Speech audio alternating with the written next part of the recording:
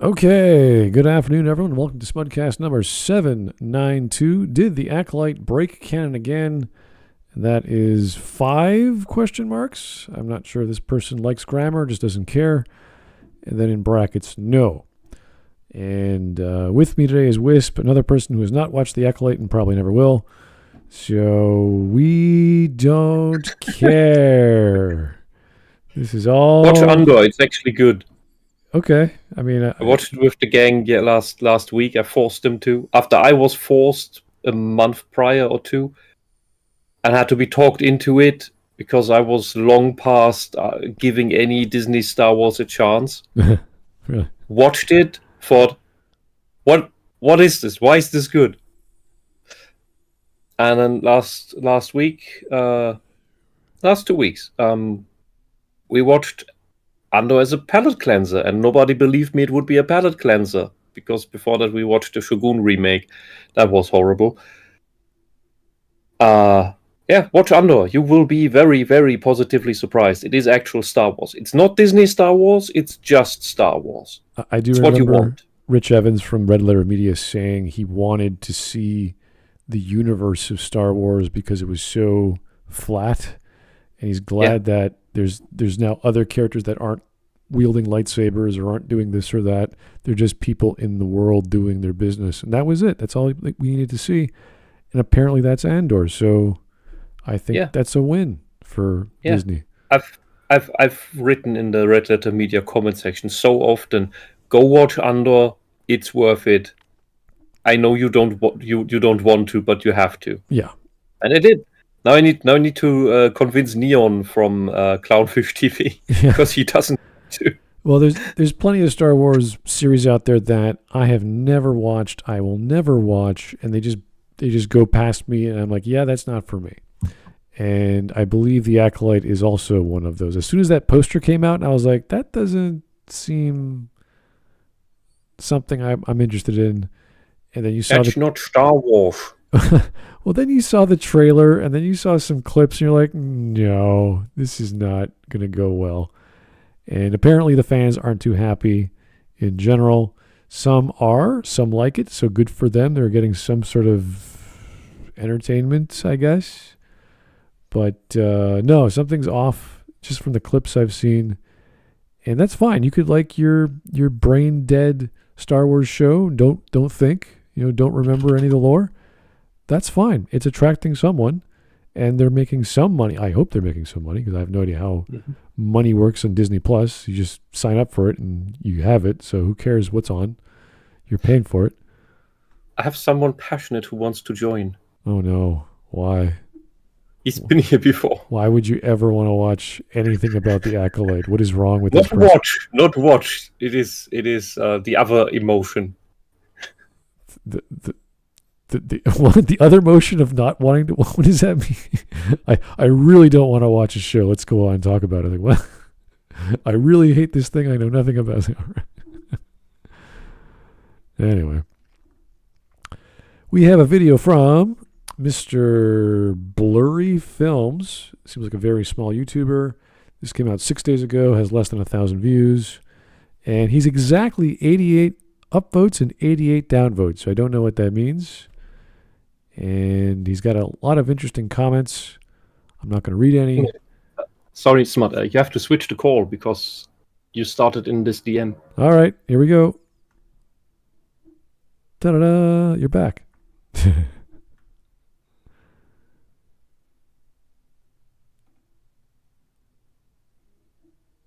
We need. Have you? There we go. There we go. Okay. Now we're in a different call. Now we're with Mr. Who's this? I'm sorry. It's the Plague Doctor. The Plague Doctor. Oh, what a wonderful title. Thank you, sir. Well, I'm a doctor allegedly. Oh. AKA Plague Doctor. Okay. That's safe, I hope. Anyway, Well, are you comfortable talking about the this video or with the Acolyte in general?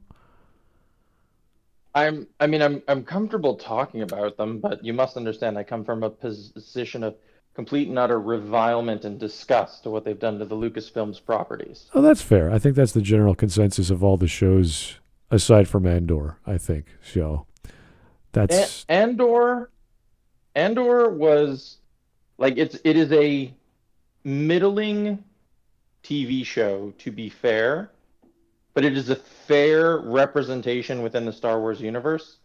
Like I personally don't care for the show, but not for any other reason than it's just not to my taste. all right. For how low the bar is, it is pure art. But nothing should ever be like judged by the standard of, well, in this complete and utter pile of shit, look, a slightly, crappy but otherwise okay production. Like in the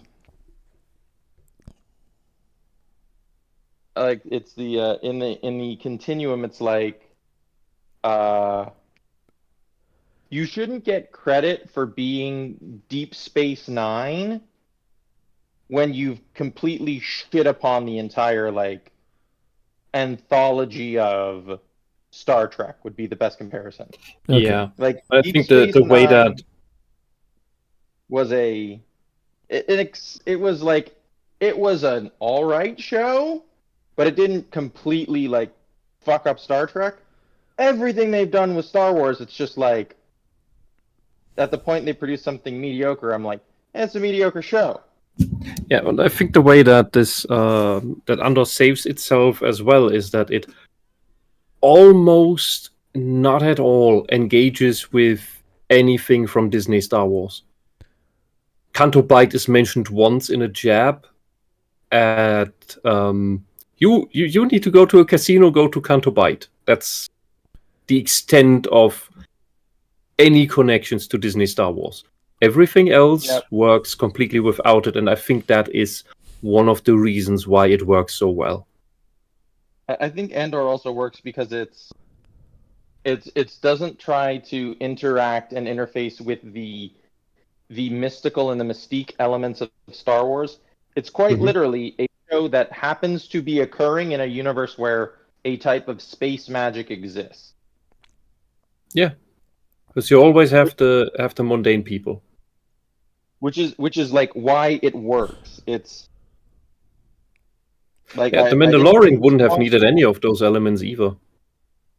The Mandalorian, if you strip Grogu out of it, The Mandalorian is still an excellent show. Like, input any other MacGuffin to drive him to take on the Imperial Cruiser, inherit the Darksaber. Like, literally even just seeking out greater stores of Beskar in order to give to foundlings because it's the Mandalorian way. Still an excellent like TV show and an excellent motivation. I think it might have been worked even better than. I do love a mascot though. Grogu is pretty adorable. Yeah, but they completely failed at the lone wolf and cub idea, which is exactly what this was supposed to be. True. If they could have pulled it off, that would have been great. Like the whole Grogu like going away with the what they should have done is similar to the original Lone Wolf and Cub, given Grogu like an early enough choice to like choose between the Mandalorian and the Jedi, and then just have him choose to go with the Mandalorian, as opposed to like if you've ever read the original Lone Wolf and Cub, he actually gives his son the choice to like, die. Choose the ball or choose the sword. Yeah.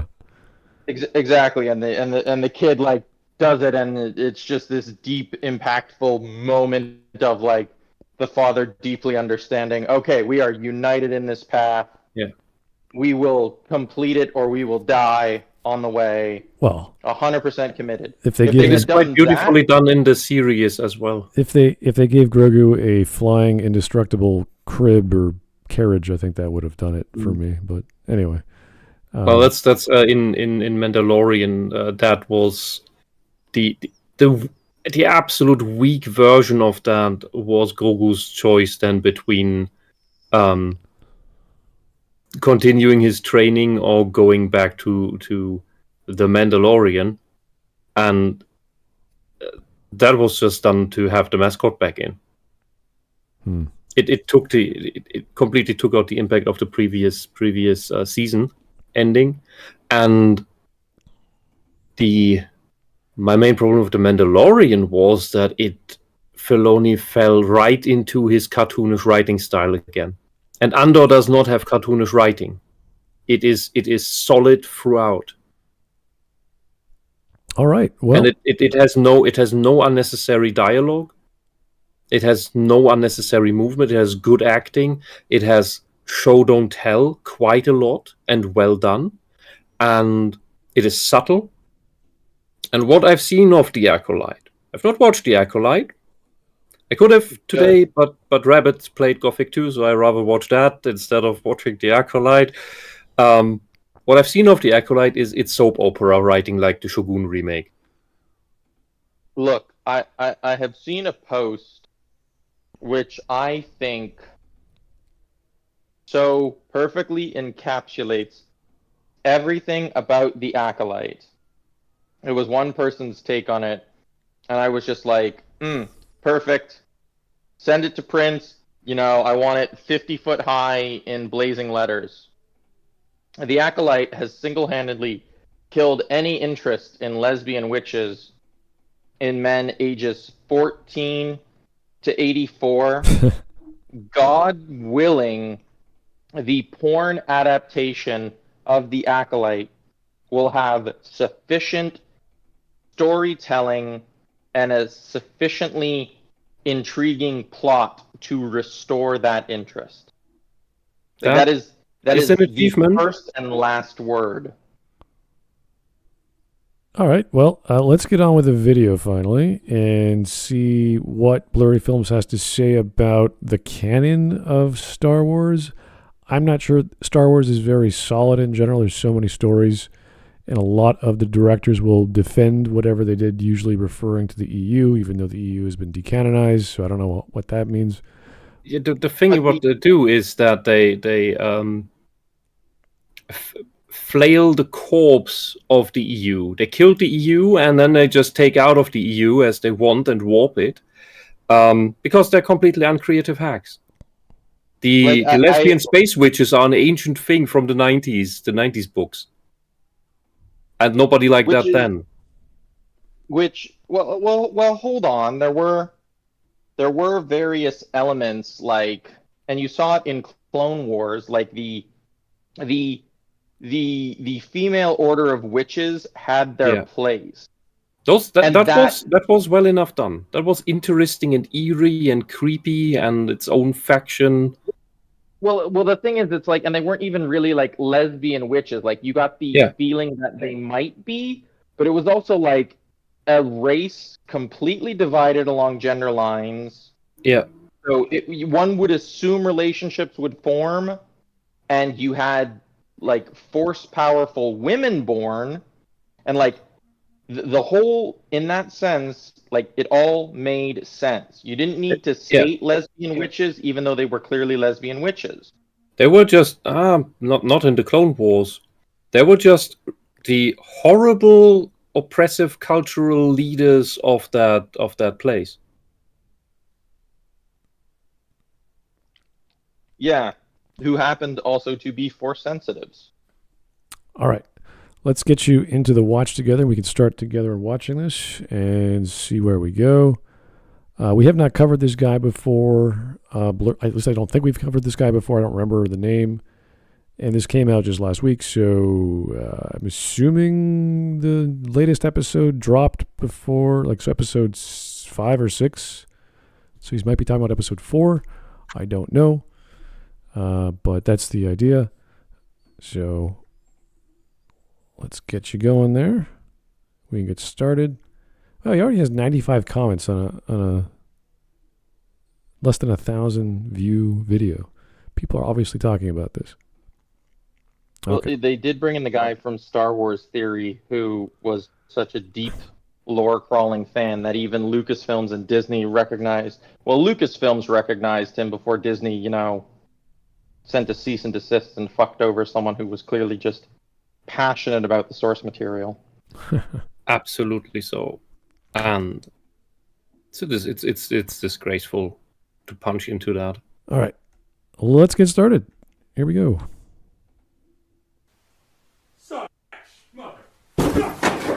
Get him away! Guys! Have you? What the? Is this the right video?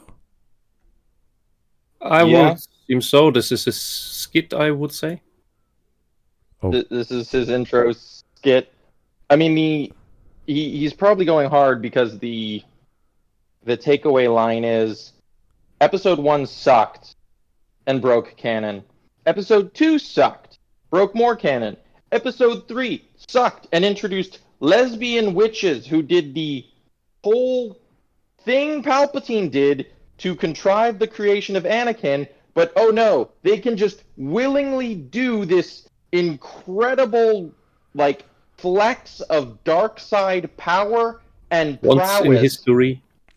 to create a new life. No, it is just commonplace for them to self-progenate this way. Something Yeah. that was supposed to be the pinnacle of dark side power, with Palpatine doing it, and then I think Palpatine's mentor did it to create Anakin. There was no father, and then Palpatine did it as a last-ditch way to self-preserve and self-maintain. But no, these lesbian space witches can somehow do this thing that is supposed to be the pinnacle of dark side flexing like it's nothing. Which wouldn't even entirely make sense because the dark side is the destructive force. But that's details. It's supposed to be emotive and passionate and all these other things. It's not necessarily destructive. But again, it's supposed to be cultivated and also self-serving and Yes, that's intrinsically selfish. You're telling me a large group of people collectively get together to do this? well, narcissists can work together for a mutual goal, and after they have achieved it, they start infighting again. But this is the thing where Lucas wasn't very careful. The light side, dark side thing works a lot by its description of the sides, like the yin yang in Taoism. And even though Lucas says, "Oh, the light side is when things are in balance," it's difficult. But the dark side, which would be yin, is associated with all those negative traits you listed, and it's destructive. It doesn't create. That's also which is in line with what Tolkien once said, that evil cannot create; it can only steal and corrupt. It reminds me Well, of. Which might just be the way that the dark side does this whole thing. Well, it could also be a reference to later entries and later discussions, if we even want to entertain the glory that was Qui-Gon Jinn and the Grey Jedi, who subscribed to the philosophy of the Force undivided. The Force as a living entity is obviously possessed of both passionate and dispassionate elements, like we see in Rogue One with the blind man. I am one with the Force is one with me, no light, no dark, only the Force. Or even the ascension of Ahsoka Tano to, just someone who feels they must act as an avatar of the Force, neither a Jedi nor a Sith, which is, if you go back into Legends, which is how a lot of Force users originally were. The Force was literally a natural force, an element within the universe and the world that one interacted with the same as gravity or anything else. A known quantifiable concept. All right, let's continue. Oh my god! Wikipedia said all Star Wars fans are actually Star Wars fans! Oh my god! Everyone get out your coffee mess! Quickly now! Get out of this!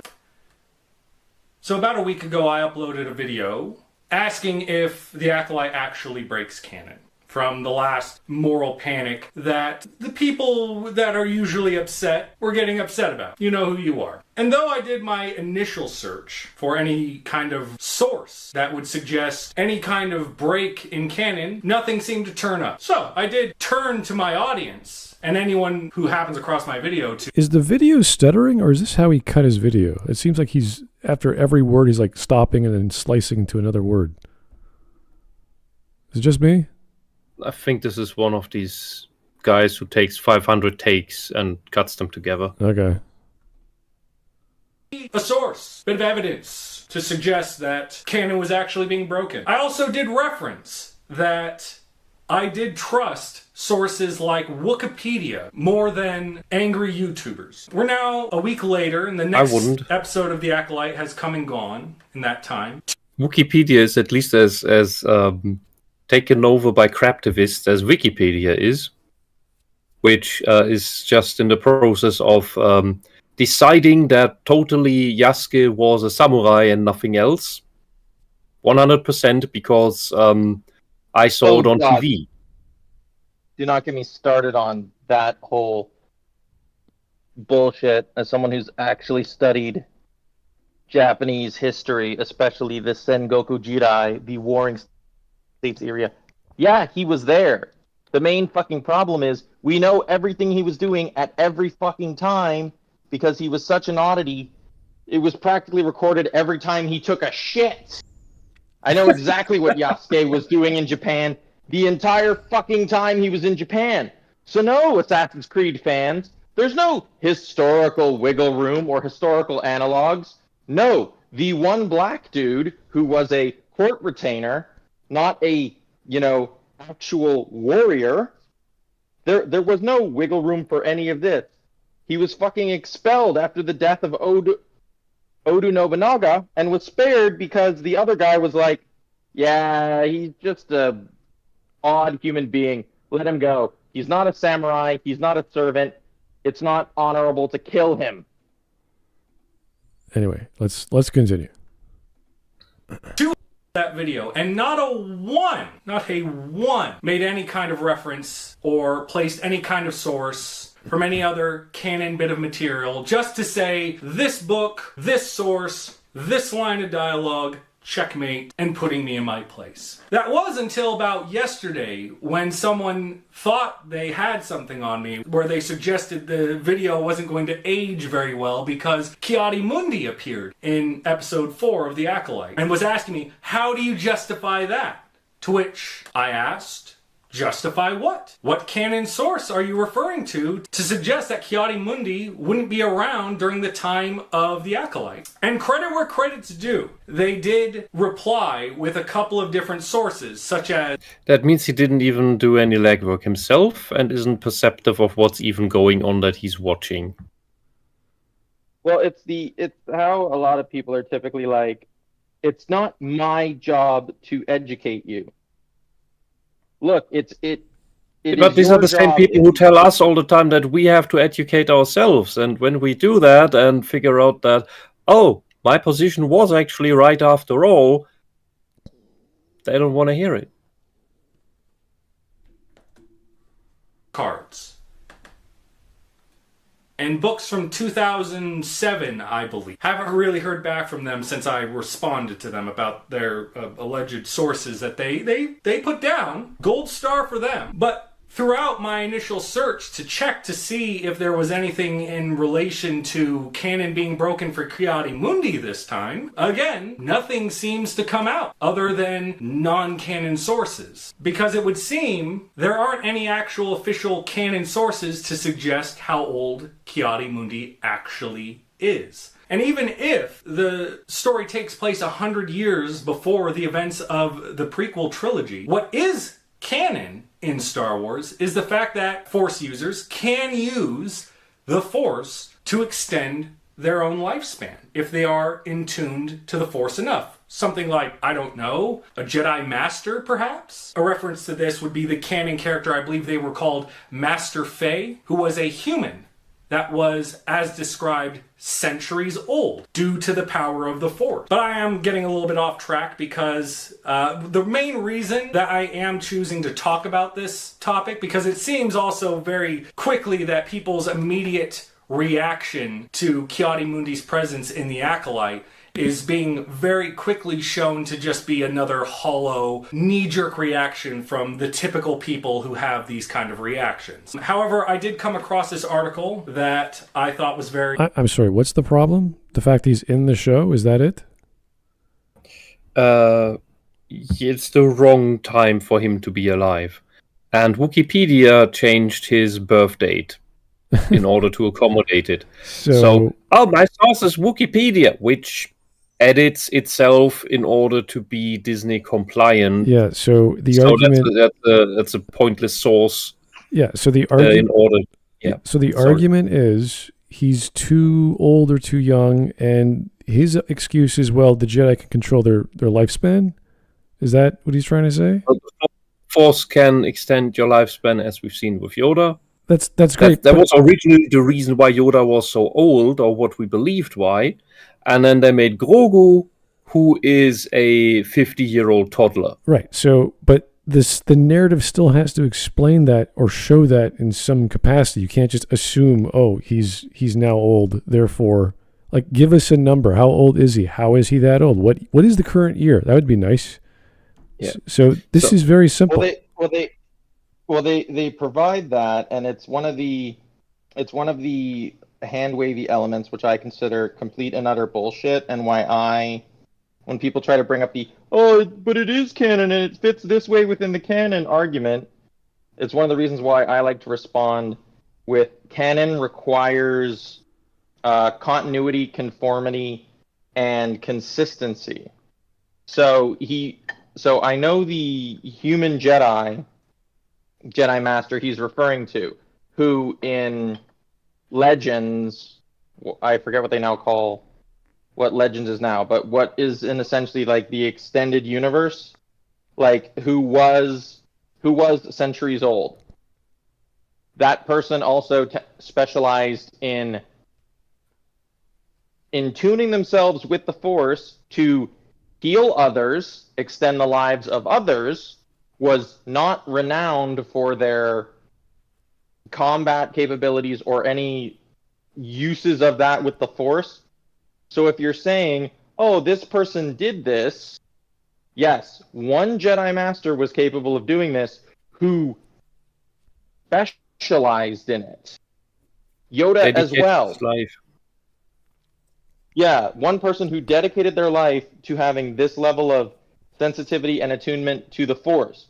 Canon needs to be consistent in the same way people are like, well, how did Anakin's the chosen one? How did Obi-Wan beat him? Because it was quite literally spelt out that because of Obi-Wan's weaknesses in using the Force and everything else, he specifically trained defensive Force techniques, defensive lightsaber techniques, and Anakin tried to use the technique that Darth Maul used to kill Qui-Gon Jinn.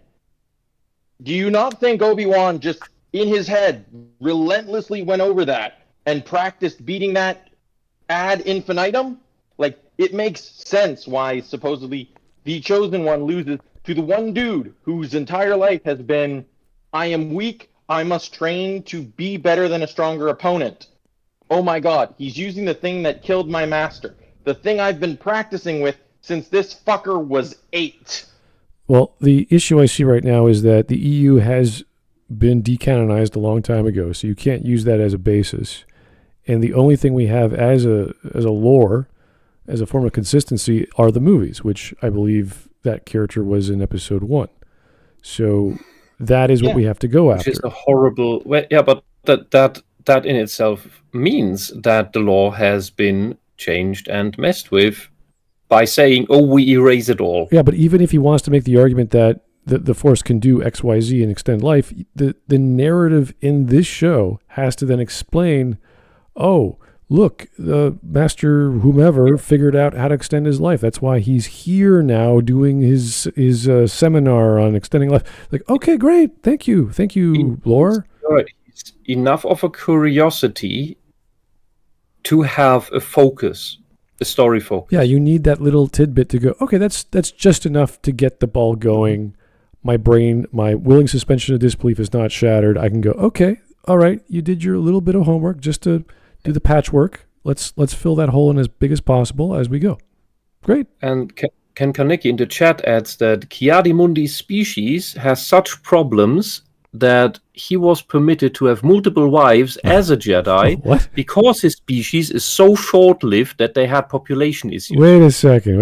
Wait. That sounds insane. How do we know? Again, this is not in the movie, so we don't know that. So this is what I mean by the argument of lore, is that the EU is not canon. So we have to throw that all away. I don't care what Ryan Johnson says. I don't care what if it's not canon, it's toast, right? Yeah, but that means that there's this Kylo Ren quote, kill the past, which is what Disney Star Wars did. It killed everything so that it can rewrite everything as it wants, just like a certain ideology where all this shit comes from. Okay. So that's if that's the justification, then they can rewrite everything. Then they can make the Force female and have their lesbian space witches that chant really, really stupid sounding things. And then everything is not what we always knew, because now these people who have the Emperor's license stamp can just decree that everything is different now. All right. Well, let's... And in the end, it's the fans who decide what is canon once this whole thing is dead completely. They're great fan films. All right. I'll say it again. Here are 2 super chats from the Threadnought. Thank you, sir. The Acolyte did not break canon. The cannon was taken out behind the shed and shot in the head even before Disney Wars 1. I don't know what that is referring to. And one more. Does this guy think he's Dante or Virgil? There's more cuts in this one video than in all of Devil May Cry. Is that what he did? He just, like, every time he had a blip on his audio timeline, he just cut all the space between the blips, so it just, all his voice just keeps going and going? I don't know. It sounded... Jesus Christ. Whoever this man's editor is, the Biden campaign needs to hire. Dip. Yeah. All right. Ken adds further, by the source book, CD-ROM of Phantom Menace had Ki-Adi-Mundi's age. They can't claim it's EU and dismiss it. Did they have official film knowledge, did then... Did they decanonize that, though? It's not EU if it's the official movie source book thingy. Oh, God. Yeah, that's so obscure, though. If it's actually on the film, but so much of canon is obscure. I mean, not everything has its similarity, the Tolkien master book equivalent, but like that's an incredibly solid point. Right, if it came out on the actual filmography, that's a lot harder to decanonize reasonably and respectfully than it is to decanonize extended universe or expanded universe books.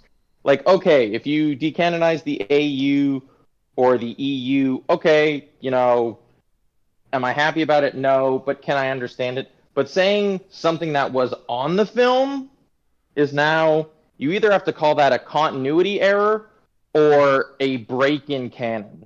That is on you.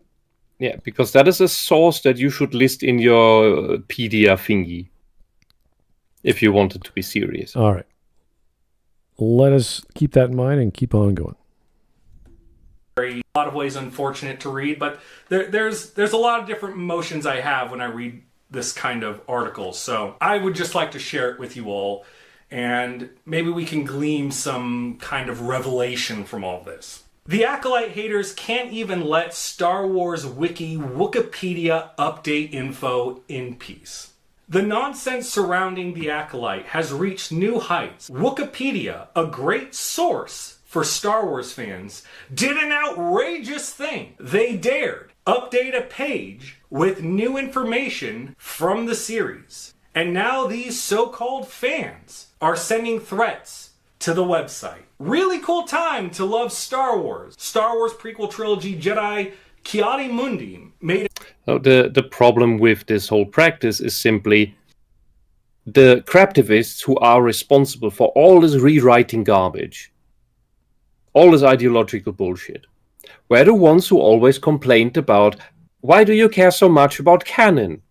The things you have in your franchise are problematic. We need to change them. Now that they have changed them, they insist that, oh, why can't you just submit and lie down and roll over and just take it up your behind and just accept that things are this way now?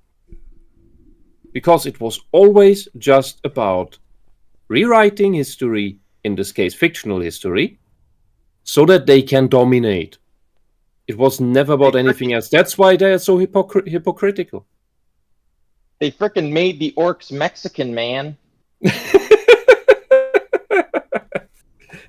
At least they're not black anymore. Acolyte. And while many thought it was maybe another Jedi of Ki-Adi-Mundi's species, fans were shocked to learn it really was, indeed, the same character in the episode. While Ki-Adi-Mundi was part of Star Wars Episode 1, The Phantom Menace, and the prequel films, it isn't outrageous to think he could be alive during the Acolyte, which is set 100 years before the prequels. Another Jedi we already knew was during the time of the series was... We've confirmed that his age is mentioned in The Phantom Menace. So, like, if we use human or other standards, and yeah, there are some very long-lived Jedi races, that's true. Like, whoever super chatted it, I don't know does that math? Like, could he actually be a Jedi? Assume, I don't know, if you're taken as a youngling, assume you reach the level of Jedi Master, full Jedi, traveling around without a master, maybe doesn't have a Padawan, so he's a Jedi Knight. You got to be at least 25. So is Ki-Adi-Mundi's age in The Phantom Menace at least 125? Chat says math doesn't do. Okay, so if he wasn't at least like 125, or if the math isn't even remarkably close, like he's not over, I don't know, to be charitable, call it like at least 112, then it's not a minor calculation error. You've fucked the canon for your own convenience, trying to drop in a known character because you realize, well, maybe you didn't realize it, but you thought people were going to be like, oh, this is absolute bullshit, we hate it, let's drop in a character in hopes of bringing in some fans for my member berries, my nostalgia. Well, apparently on the CD-ROM number says the character profile from Lucasfilm back in 1999 revealed he was 60 years old when he first met Anakin Skywalker. So that's when he's old. Oh. So he was a fully grown-ass man at 60, and you're expecting him to look like a slightly younger version of himself at -40? Like, and here's my genuine problem with it. Within the canon, it's recognized that Jedi can indeed have marriages, they can have children, if it's what their culture requires.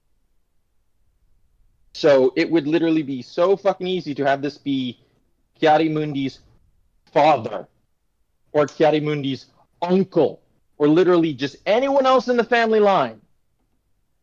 But no, it's got to be Ki-Adi-Mundi, and you fucked yourself. Maybe they'll say that it's the father of Ki-Adi-Mundi who also was named Ki-Adi-Mundi. There's a long line of Ki-Adi-Mundis. Hey, that's not. That's. I think we should show it's a little. Stupid. They're all Jedis. We should show a little. We should show a little respect for that possibility. One of my Jedi Masters. Hey, one of my best friends is John Lee Pettimore, same as his daddy and his dad before. Are they all master sergeants or whatever in the military? Anyway. Showing up was a fun little nod to characters we know and love. And yet, any reason for angry fans to yell about something they will take. Technically, in canon, Ki-Adi-Mundi's age has never been specified, leaving no reason he can't appear in the series. So this is just some guy who thinks that the CD-ROM is irrelevant, essentially.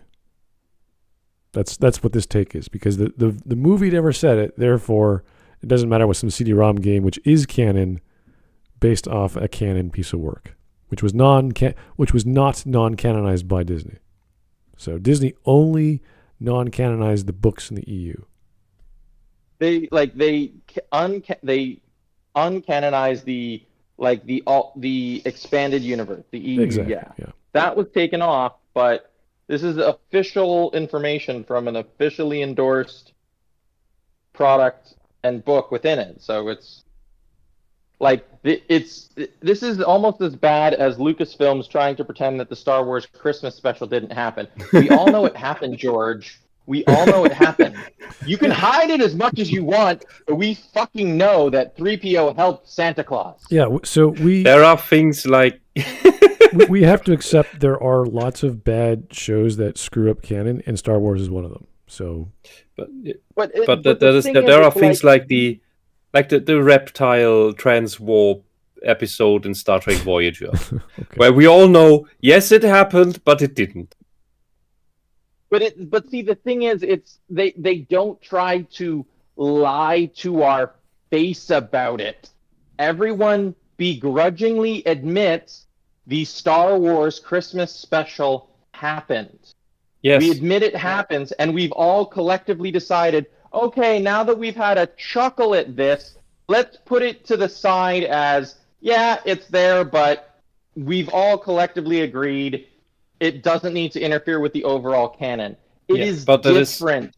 And that is what I believe. When you come to the fans, like, hey, we fucked this up, as opposed to, we're just going to sneakily edit and tell you that you're wrong. Yeah, it's kind of weird that they're using Wikipedia as this gold standard for lore when we have an actual specific piece of lore that's canon saying otherwise. And maybe they should allow that. They should allow, like, when it says the character description on the right, it shows like the characteristics of the person and what they do and their names and blah blah blah.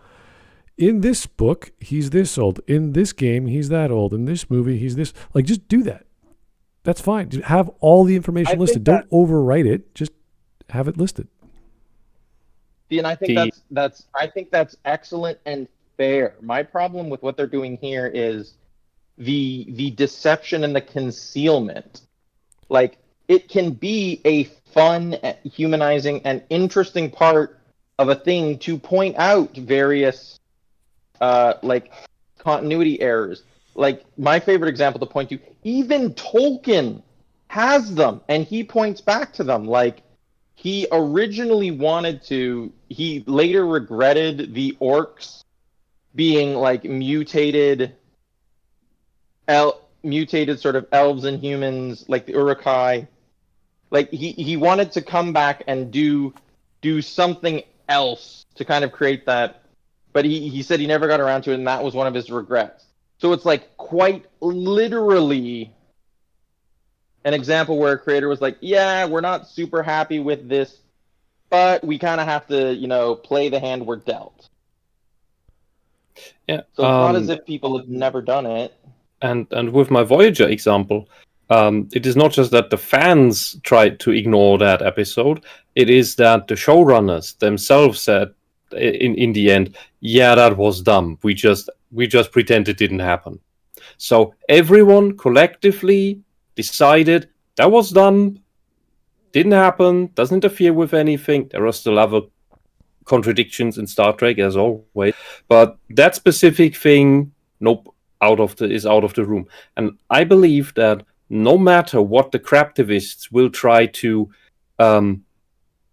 dominance play with their rewriting any websites, once Disney Star Wars is over, it falls solely into the hands of the fans, no matter what any official stamp does, when the fans don't accept it, it is equal to it didn't happen.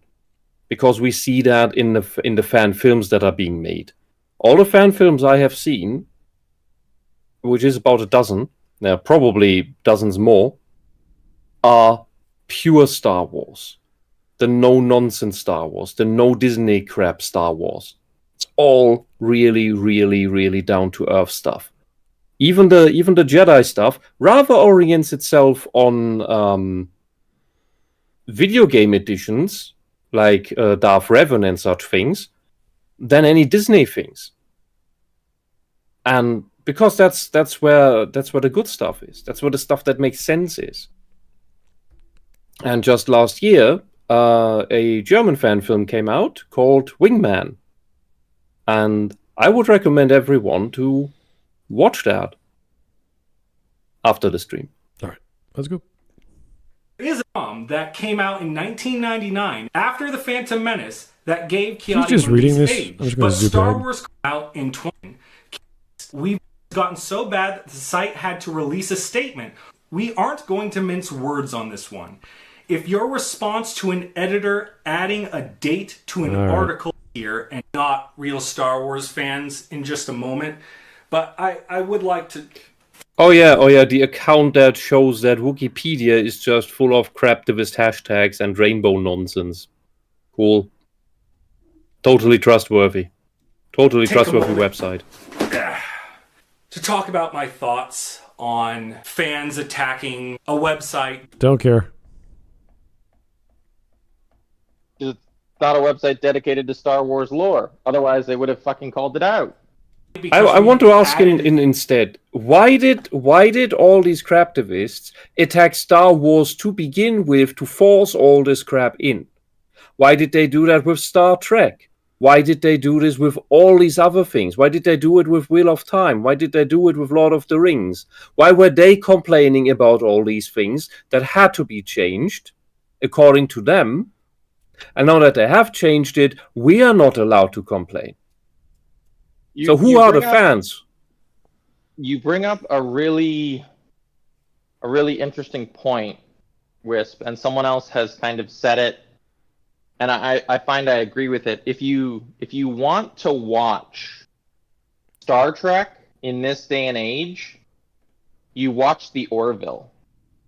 Exactly. Because that was created by someone who was actually passionate about the essence of Star Trek and wanted the fun, moralistic, as moral as in the overall good of humanity while still respecting other cultures' perspectives. You watch the Orville. Like, the greatest Star Trek writer is probably Seth MacFarlane.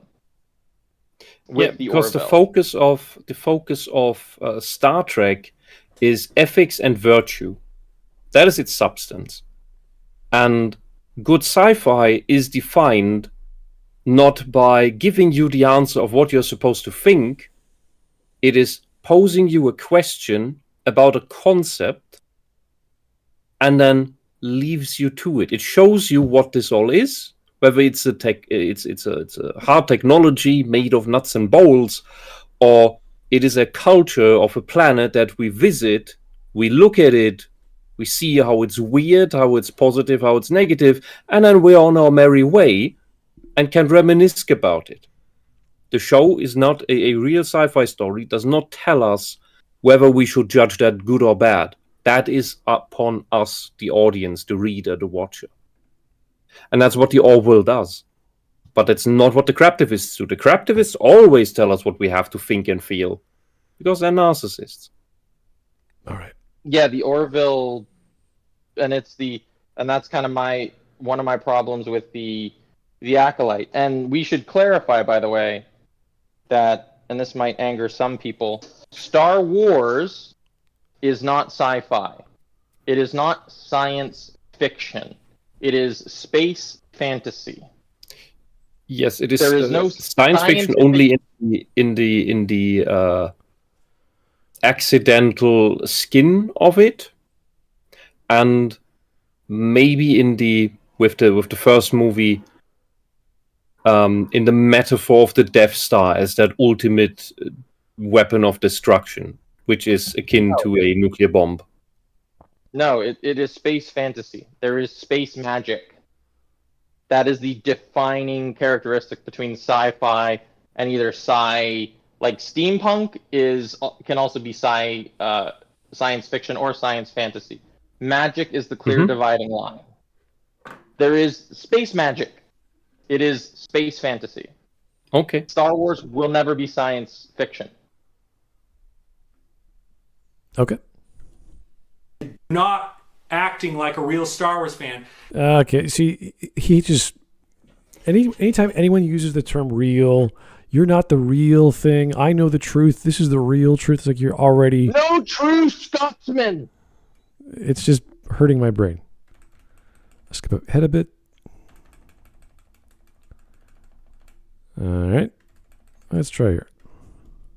Which is an interesting thing because not that long ago, I did post a video responding to this overwhelming number of videos coming across YouTube about how Star Wars is dead. All right, we've heard this.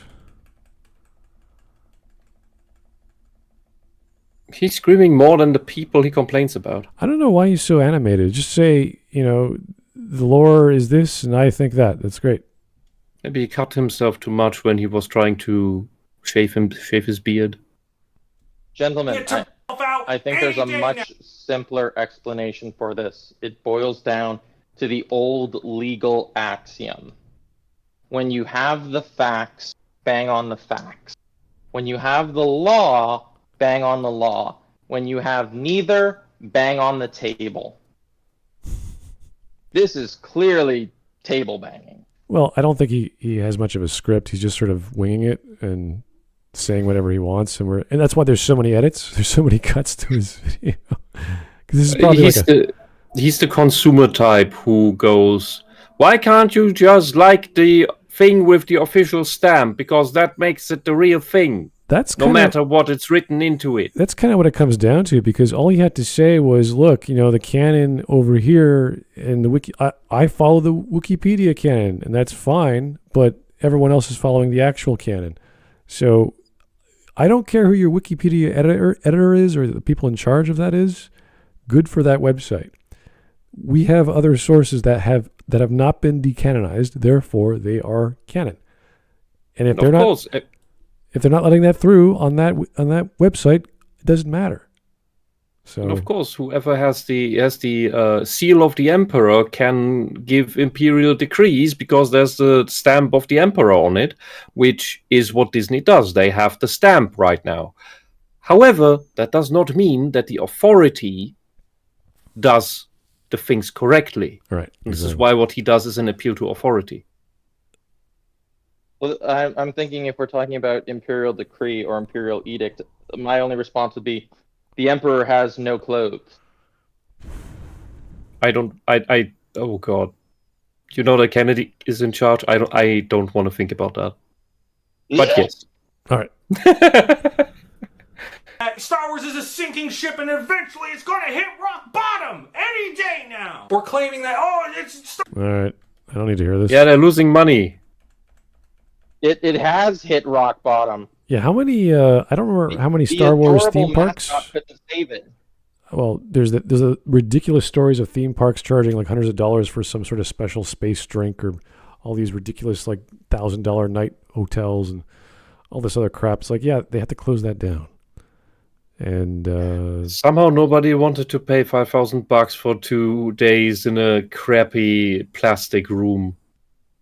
Or watch a bunch of people... Star Destroyer-esque. Or watch a bunch of shit. A bunch of cosplayers dance to like modern music. Like no one really wants to watch that. Well, okay, to be fair, there are definitely places where thousands of dollars will be dropped to watch cosplayers dance. Yeah, but there's even... Usually those tend to be... There's a burlesque show for Star Wars that has been on tour for a few years now. So hey, yes, the Empire strips back. I will be going in July. All right. See, there's an audience for everything. That's fine. How dare you denigrate that pure art form by comparing it with this Disney trash? With the theme park dance offs, whatever they do. I don't know what those are, how they're scripted or how they're put together, but they're just people dressed up in all the main characters from all the movies, and they're just dancing to modern songs, and I'm like, is this fun? Like, is this for kids? Who is this for? I don't know. You could watch that dancing show or the dancing video game with the same characters, only you're controlling the move set. So I don't know. Yeah, why would I pay $5,000 when I can just play Just Dance? I guess that's fair enough. Yeah, I don't know. Weird. There's something for everyone out these days. Kind of just like whittle it down to the absolute bare minimum for the time being until we can maybe find a way to build interest back up. I don't know, just this logical thing that we would do. Or it gets sold off. And then maybe the person who buys it will just be like, yeah, all this stuff that Disney did, non-canon, just erase, delete. It's only a matter of time, right? And I mean, you guys already do this mental gymnastics. No, I prophesized that 2 weeks after I saw The Last Jedi in the cinema and had finally processed that movie. Okay. And said that within 10 years it will be decanonized. And we're getting closer and closer. Who will buy it though? Like Amazon, Microsoft, Paramount? Yeah, of course, that just goes further to shit. Paramount's CEO is getting ousted, so... Yeah. It is possible. The best thing would be... There were supposed to be a bunch of fucking other Star Wars properties and shows planned, and then all of a sudden all those went up in smoke. Like a whole bunch of MCU stuff that was also theoretically planned and was supposed to go, that all of a sudden, like after Miss Marvel and all this other stuff, has been like kiboshed and put aside to. Yeah. Weird. It's like when you take the actually passionate content experts and fans of the actual subject matter out, you suddenly start producing shit. I do remember hearing, was it January? They canceled the KOTOR remake, and then they brought down the Twitter page and all that crap. And they still, the people who are the company behind it are still saying, no, we're still working on it. And it's like, well, where is it? Like, where's the updates? Where's the emails? Where's the website? At this point, a fan remake would have been done. Oh yeah, for sure. Fans would have, at least even with the was it Fallout London, which was going to come out like a day before the update to Fallout 4, I think. They had to postpone it. So I think it's coming out July or some date. But yeah, these things have either they're live and well, or they're in limbo, like Bloodlines 2. Like I still get updates in my mail every few weeks about Bloodlines 2. It's like they're just talking about the game. It's like, where is it? Show me something aside from that stupid combat clip they did like 2 months ago. And I think it's just this concept of, hey, we're still alive. We're still alive. Please don't forget us. It's like they have a demo going, like a vertical slice. It could be a case of like Bloodlines 2 where you actually have a passionate crew who gives a fuck about it, who's actually trying to develop it and get it done properly. I would. Are the 3 people, the craptivists, locked in the cellar?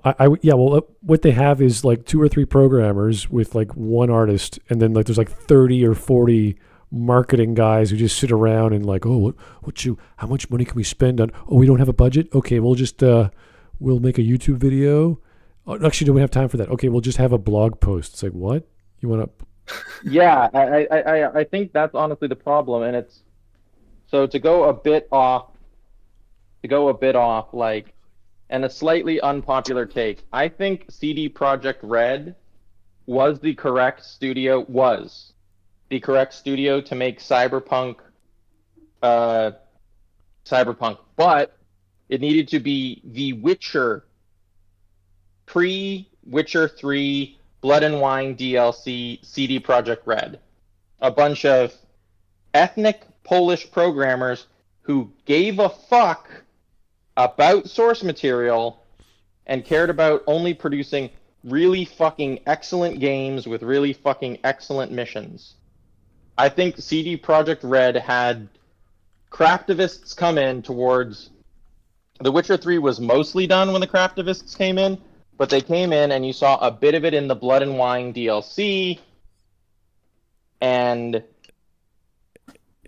it just that bullshit came in, ruins good studios. It was weird with they brought in Pondsmith, and you're like, oh great, they got the original creator of the game, and this is going to go well. But there was no one like championing Mike and like following Mike, and Mike, you got to be involved. Mike, look at what we did. Like there was none of that. He was just sort of, hi, I'm Mike Pondsmith, and I was touring the studio one day, and I was like, great.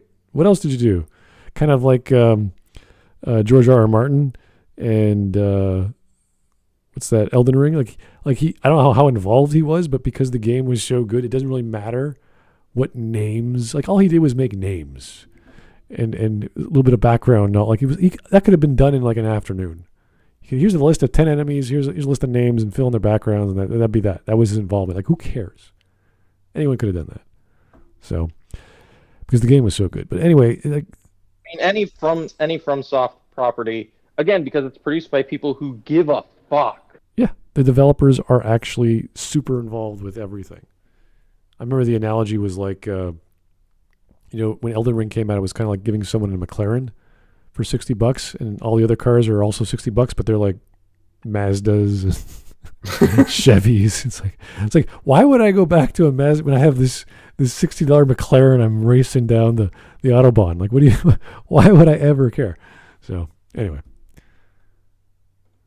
Yeah, and you don't hear fans bitching well, some do, but I call them ungrateful bastards, bitching about waiting for like an Elden Ring expansion or DLC and that stuff, to which my response has always been, it'll be ready when it's fucking ready. Yeah, same with Blood and Wine. Yeah, Blood and Wine was amazing when it came out.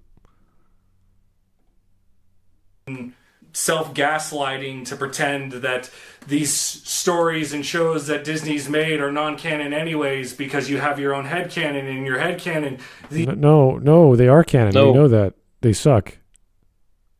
Yeah, and it's not my weird headcanon, it's just that I don't see the stuff holding up because no matter how much duct tape you use, it falls apart. Yeah, no one's going to remember... Look at TLJ, that thing falls apart in itself. No one's going to remember Obi-Wan. What was Obi-Wan about? Does anyone remember?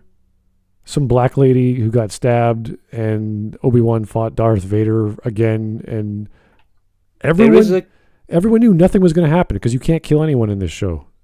There is a Kenobi fan film that is about 20 minutes long that does exactly that story about Obi-Wan looking over little Luke from afar, and it even has the voice actor of the Clone Wars Obi-Wan as well in it.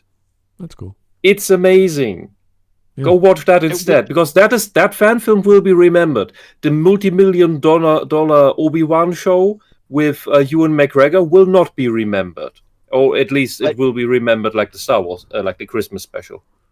Like, I literally remember the formerly canon, now Legends story of like what happened to Obi-Wan, like when he saw, like there is a story of Obi-Wan's life, and he did have a rather deep, meaningful, and intriguing life after it. Like he is the reason Uncle Owen's moisture farm was never like disturbed by Tusken Raiders.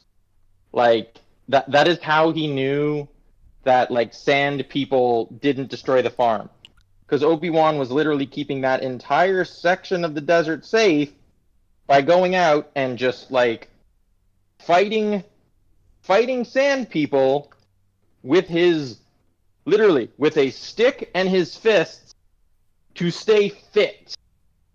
Like there is an entire cataloged what Obi-Wan was doing up until Luke was ready. And it was an old man out in the desert fighting a nomadic tribe. Man, could Disney have it had easy by just doing the EU stories as they were? Well, the High Republic is a thing, so whatever they did with that. Did anyone buy that? I guess someone. It must have. They had sales figures, So there's a trick with comics that they do sell a lot of leftists do sell a lot of comics and books to libraries and school libraries, and then inflate their numbers through that, even though still nobody reads them. Yeah, and that's tax money. I still remember that that sentient rock was the pilot or the navigator or some. I was like, what the a sentient rock? It's like, okay. Lest we forget fucking what Solo did to the Millennium Falcon. Oh yeah, well. I had forgotten. Thank you. Well, I can't fucking let that go because, okay, Han Solo was the elite hotshot pilot, but no, it's not Han fucking Solo. It's the female who became part of the ship's fucking AI.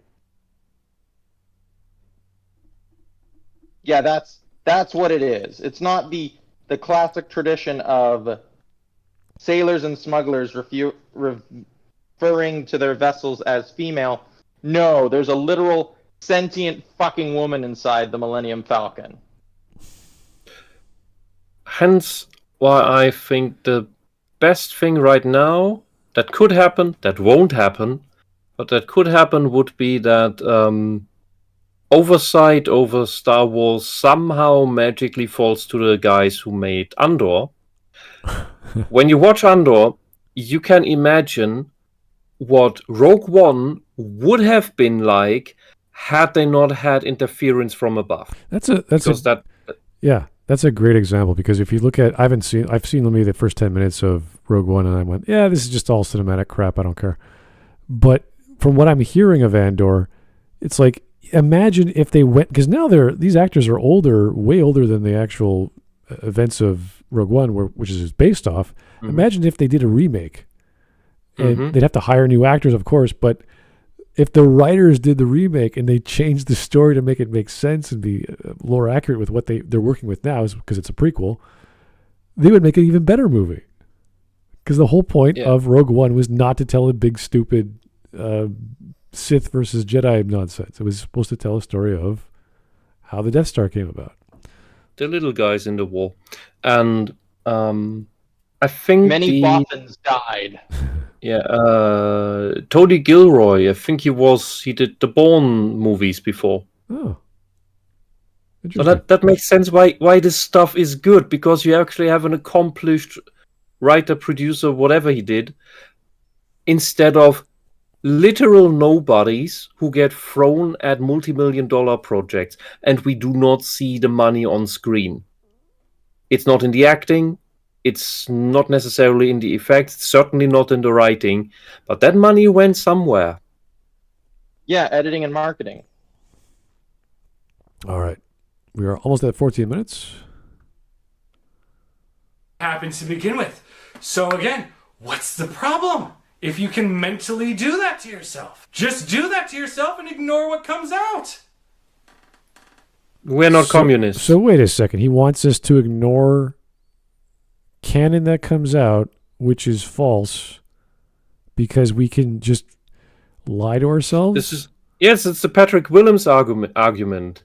Can you just pretend you like it, and then it's fun? It doesn't matter if all these problems of continuity or logic occur. Just make up the things to put in the holes and patchwork these problems that you're having. No, sir. What? This is a man who wants to sell American beer to a German. Oh, don't do that. Look, you just don't love the property as much as you need to. You need to love it as much as I do before you can judge it. And when you love it the correct amount, then you won't judge it as wrong. Yeah, this is it's what I hear from their mouths. Like, the next, look, you can't be a true fan, because a true fan wouldn't be upset over this. until eventually it's like, well, a true fan wouldn't be upset that I'm just kicking you in the nuts and stealing your wallet. Yeah, instead of turn your brain off and just consume product, it's, well, turn a little bit of your brain on, but just invent stuff that you would rather have watched. It's like, what? Just imagine you're not being shit upon for, 5 years. Like, okay, sure. Can't you just like the dangling keys without reason? Can't you be like me and be happy? Just make shit up in your brain like it's 1984 that someone else is telling you to think. Like, oh, okay, what? No. The problem they're running into is that I know we call these craftivists like, well, no, we don't call them autistic. We call them retarded. Like the problem. Well, that is the same thing. It is not the same thing because it is emotional retardation. It is it is an inhibition in emotional development. Let me finish, Wisp. Okay.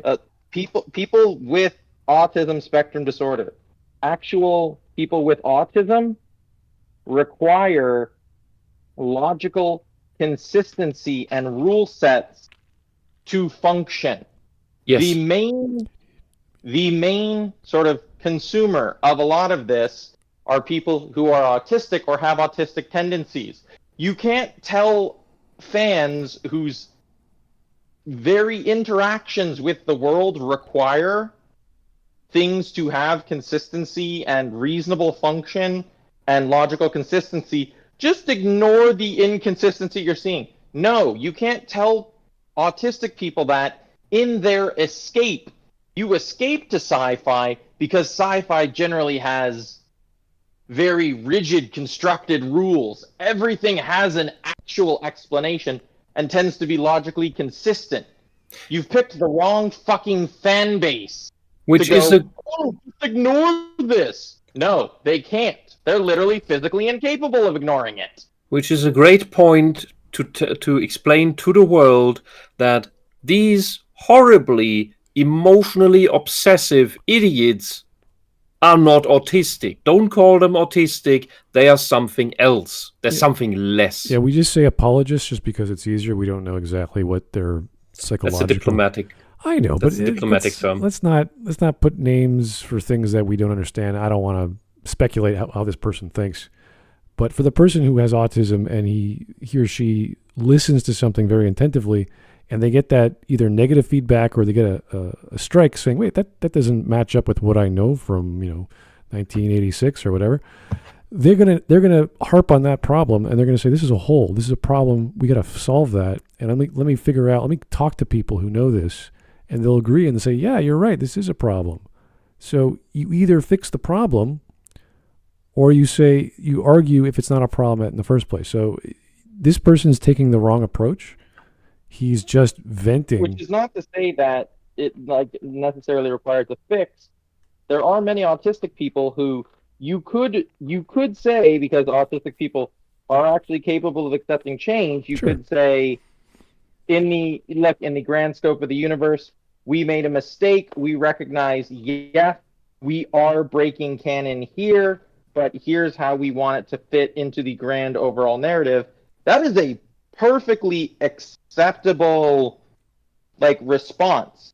Some people might be pedantic autistic assholes and go, you can't do that, but as someone who has autism spectrum disorder, I'd go, they can. Everyone makes mistakes. If they're owning up to it, it's not logically inconsistent. It was a mistake. What ends up happening the correction is correct. Yeah, what ends up happening with these, I say apologists, is that they will always say, and this happened back in the BioWare social forums when I was looking at Mass Effect, they say, don't worry, they're going to correct that problem in the sequel or in the DLC or in whatever, because we are so vocal and they listen to us and we have a direct line to the developers.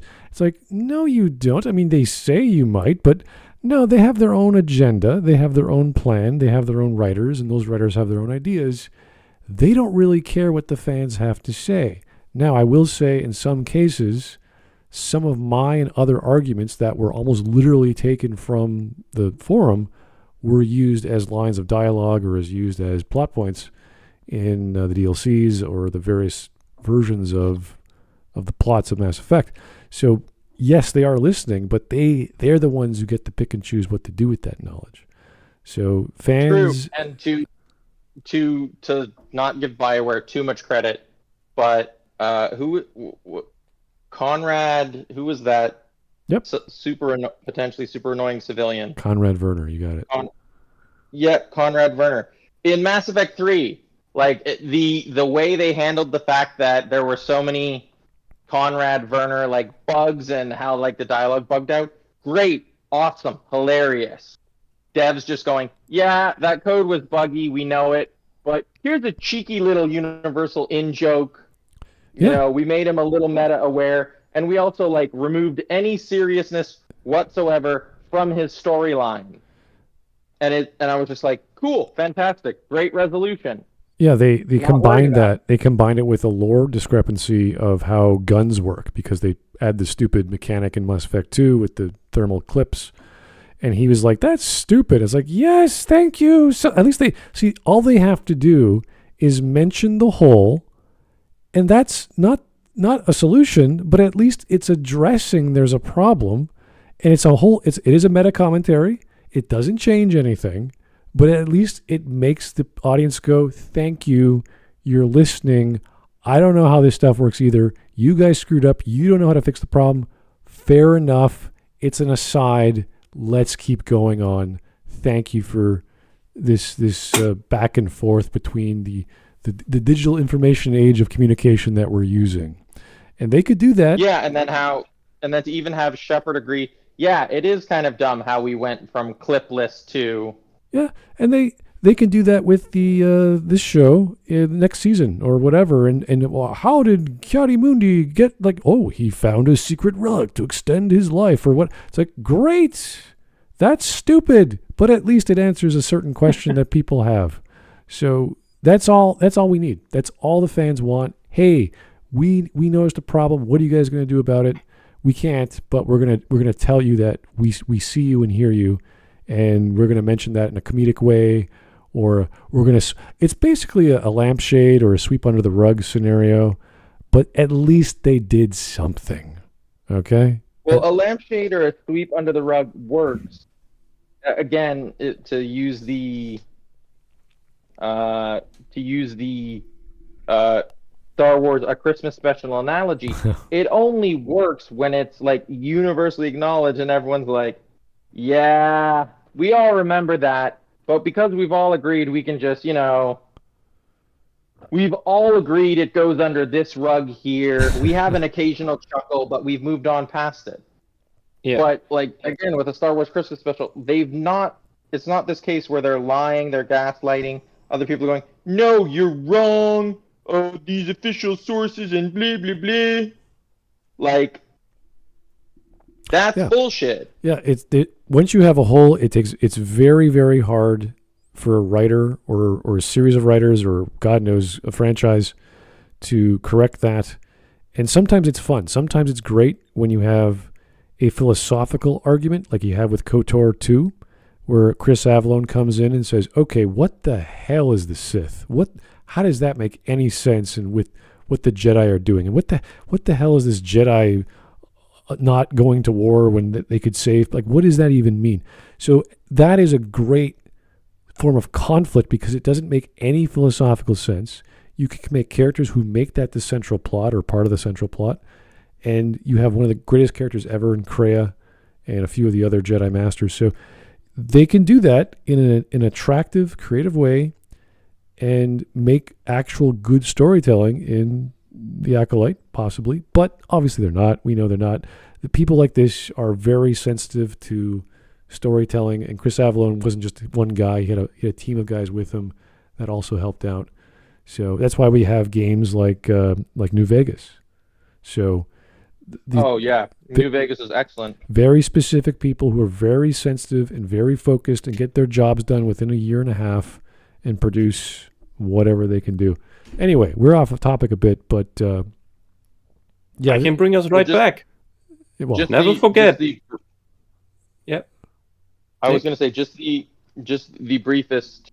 It's not even really a tangent because it is related. Like talking about KOTOR, like the Knights of the Old Republic. Yeah.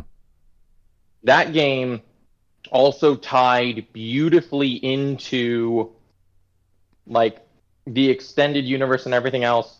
Like, it helped explain in the extended universe why the Jedi actually stopped sort of going to war. Because before the New Republic, like, what the Jedi Order used to do was, like, they would travel out, and they did end up, like, assisting in battles and wars, but they literally traveled to areas where, like, the dark side was growing and the Force had been disrupted, because sufficiently powerful dark side users could, like, literally cause entire planet-wide storms. So, like, the Jedi Order came together to train Jedi, but literally were more of a, like, to keep a tamp down on the Sith and to keep the Sith in balance. Yeah. Because there were literal fucking Sith wars, and the Jedi were just like, the entire galaxy is going to be fucking destroyed. Yeah. And so it was an order dedicated to preventing that. And it makes way more sense than the Acolyte lore. Well, yeah, the Jedi didn't get involved in conflicts in general because they're like, is there a Sith there? There's no Sith? Figure it out on your own. Yeah. And with Revan, he was like, there's such a giant Sith presence that the Jedi are not even aware of. I have to go figure that out. And that's how the story sort of goes off in its own world, and then the MMO takes up from there. But the whole idea is that the Force is much bigger than the Jedi know. I have to go discover what the Sith is, and there's a whole empire that no one knows about, and they're in hiding or whatever. Like, that's opens it up to so many other stories, and that's why we get the weirdness that is the MMO, which arguably is not the worst thing in the world. It's fucking brilliant. There's some good stories. And the Jedi, well, it's brilliant and it's excellent. And the Jedi and Sith in that actually make sense, because in that you don't have the grand displays of power like Emperor Palpatine.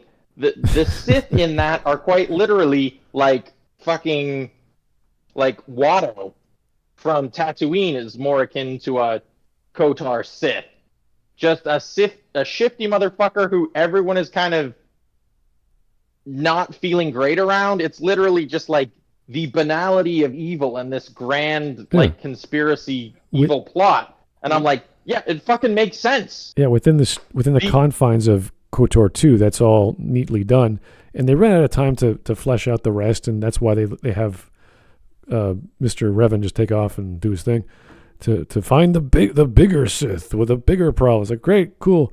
And then we didn't get the dial or the epilogue we wanted, but they cleaned that up with the was it the restoration mod? I can't remember what it was called.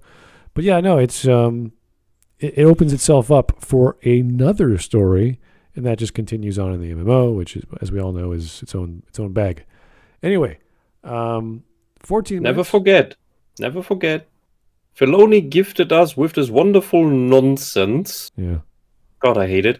Of the time temple, where you can go anywhere and come from anywhere and just change time. But, so it is the very tool to just delete bullshit from the timeline. It was a one-time thing. Another. Was it a one-time thing and then it just closed itself off forever? I can't remember. Kind of.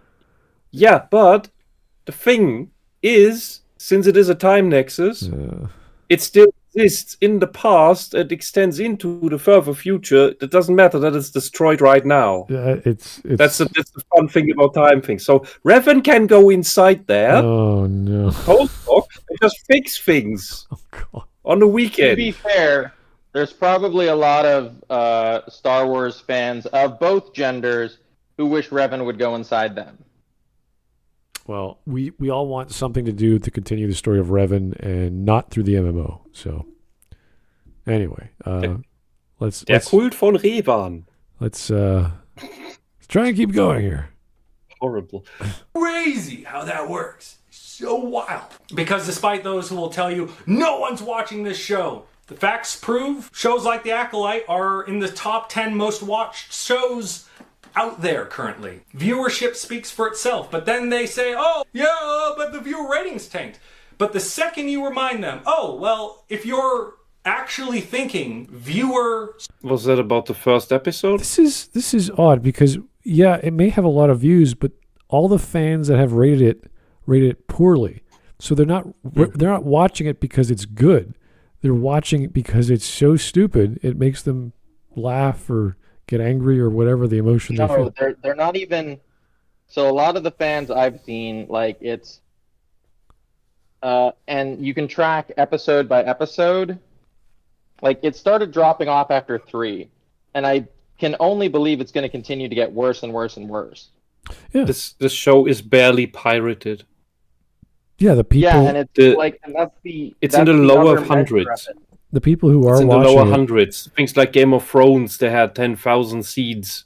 Yeah, This thing has like barely. It's under 500 usually. yeah, and it might be in the top like 10 watched shows on Disney Plus.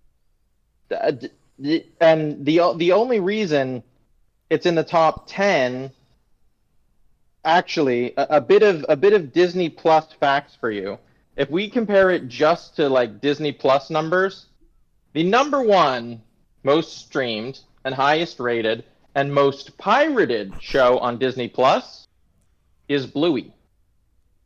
And I will defend that statistic to the death. That is an excellent fucking show, and it is a shame Disney doesn't air all of the episodes of Bluey. But like, so yeah, it's behind Bluey. To be fair, there really wouldn't be anything ahead of Bluey, but Disney Plus doesn't have a lot of shows on offer. So if it's in the top 10s of streamed shows, again on Disney Plus, it doesn't have dense competition. Like you look at Disney properties, and Ryan Reynolds got away with the joke in the Deadpool 3 trailer, "I'm a Marvel Jesus." Like, he's literally showing up to save Marvel because the Deadpool movies were created by Shock, fans of the fucking Deadpool comics. yeah, it's funny because when they show these stats at any time, for whatever reason, Netflix, Amazon, any of these streaming services just cancel that show, and they don't care. They can do it for any reason. We have no idea why they would do that. And they've done that with dozens of, I wouldn't say dozens, but at least a dozen shows in the past few years, just because. We don't know why. There's no reason, because this is not going to the movies. This is not, I buy a ticket for this movie, and that goes directly into the watch counter and into the coffers of the producer and the movie theater, etc. So we can't do that. We just don't know. So what if they have concurrent viewers on Disney Plus for this show? What does that mean? What is that? That could just mean I'm just flipping through the channels and I went to the bathroom. And I'm like, why is this still on? Turn it off. So, like, it could quite literally be you turned it on, you watched the first 5 minutes, and you were like, oh, this is shit. Turn it off, and you never watched another episode. And that would count as a view, exactly. So it's the same way that the extremely high minutes watched are counted, because those things say nothing. Well, minutes watched, like if they had a YouTube style breakdown of moments replayed, average watch time, viewer retention, like if you can show me the breakdowns, like but they just give you the total, only the total minutes watched, and say, oh, it's a million minutes watched, and that doesn't mean much. Did all of those finish the show? Probably not. Considering the fact that the U.S. population is over 300 million, and I would estimate that if we say charitably, at least, I would say at least 50 million Disney Plus subscribers in the United States alone. It's not hard to hit 1 million minutes watched. Yeah, if you have, they usually say this about several episodes in, and even if you have a 1 hour episode, which usually is not the case, but you would have with 1 million minutes if everybody watched the entire thing, you would have about 16 to 17,000 people watching it. That's not a lot of people. That's a mediocre YouTube channel. All right. When you stretch out about several episodes, it becomes even less. Let's keep on going. Is a credible metric for quality. Are you What? saying The Rise of Skywalker is a better movie than Revenge of the Sith? Does that also mean that you're admitting that most of the shows and movies Disney has made since acquiring it are actually good because they have pretty good scores? A lot better than The Acolyte. Oh, but then all of a sudden things change really quickly. Those aren't indications of quality. Then why is it an indication of quality when it tanks? Because only then do you get to pretend it means you're right? How convenient. Indicators. So wait. He's saying that Rotten Tomatoes is accurate and fair? Well, no, He's putting up a straw man.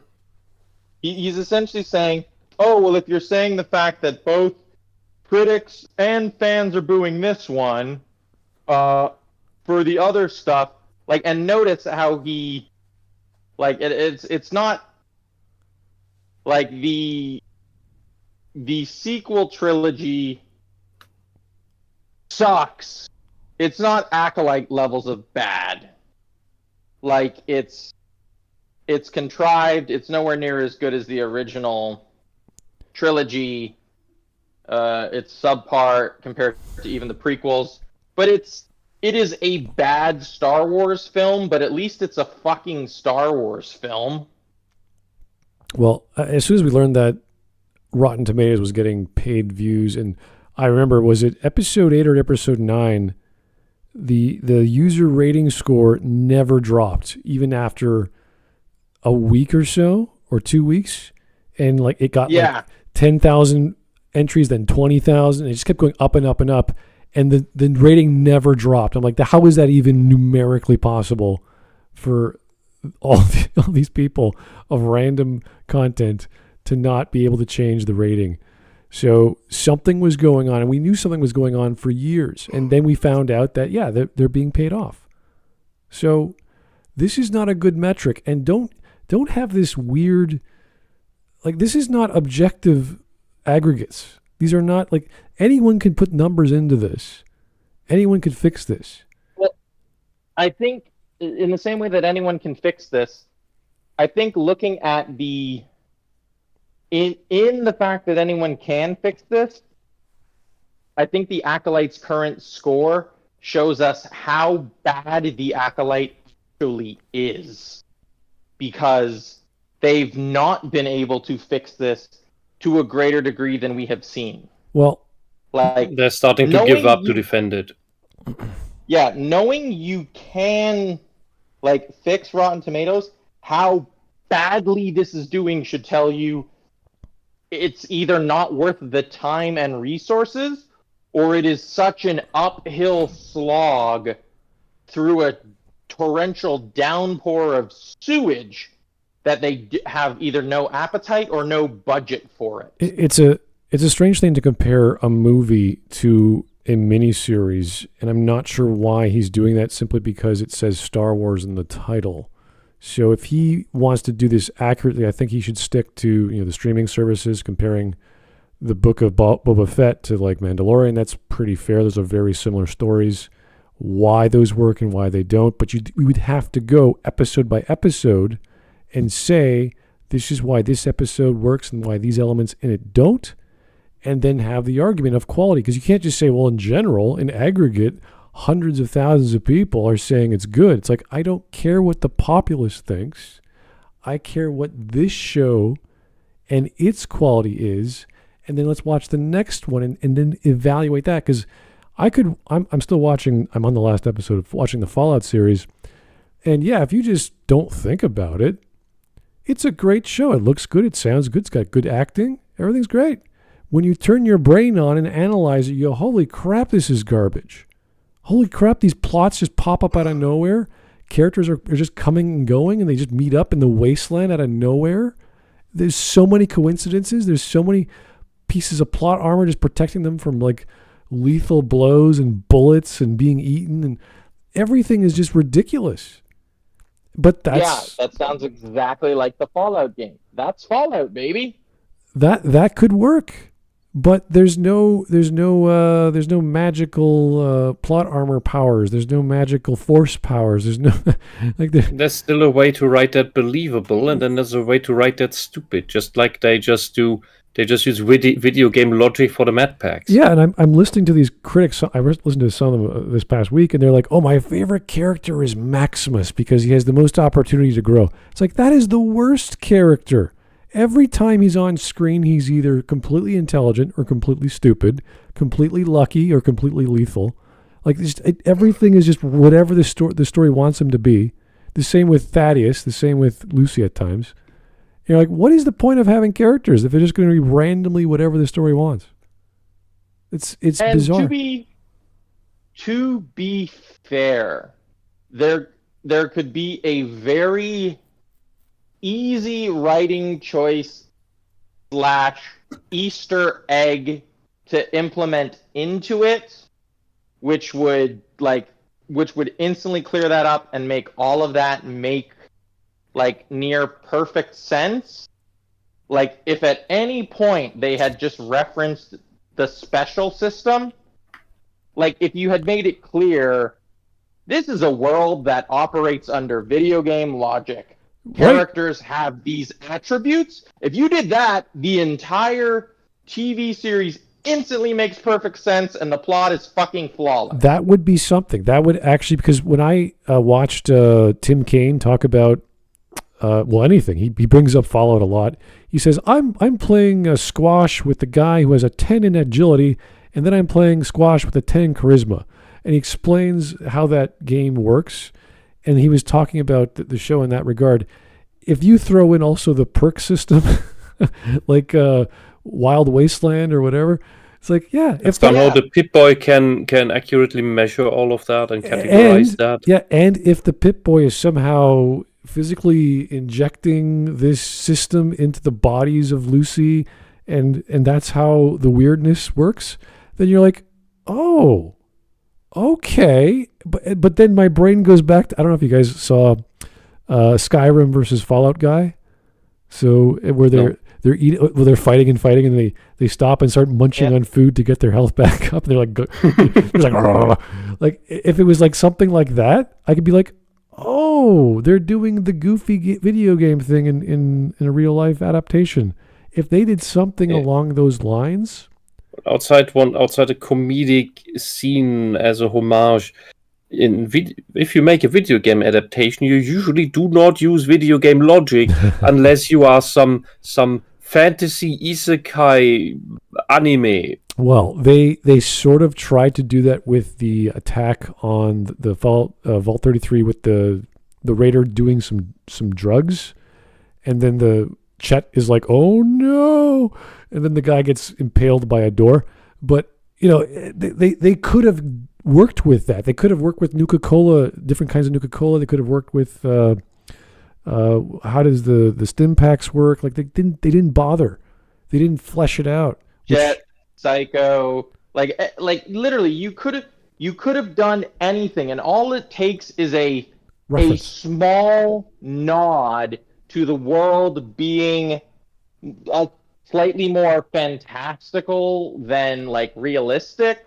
Because the problem is they tried to play Fallout somewhat seriously. Fallout is not a serious game. Fallout will never be a serious game. You want a television game to base like a serious TV show off? Metro 2032, I think was the game. That whole series. I would watch the fuck out of a TV series featuring Artyom and his eventual wife and kids.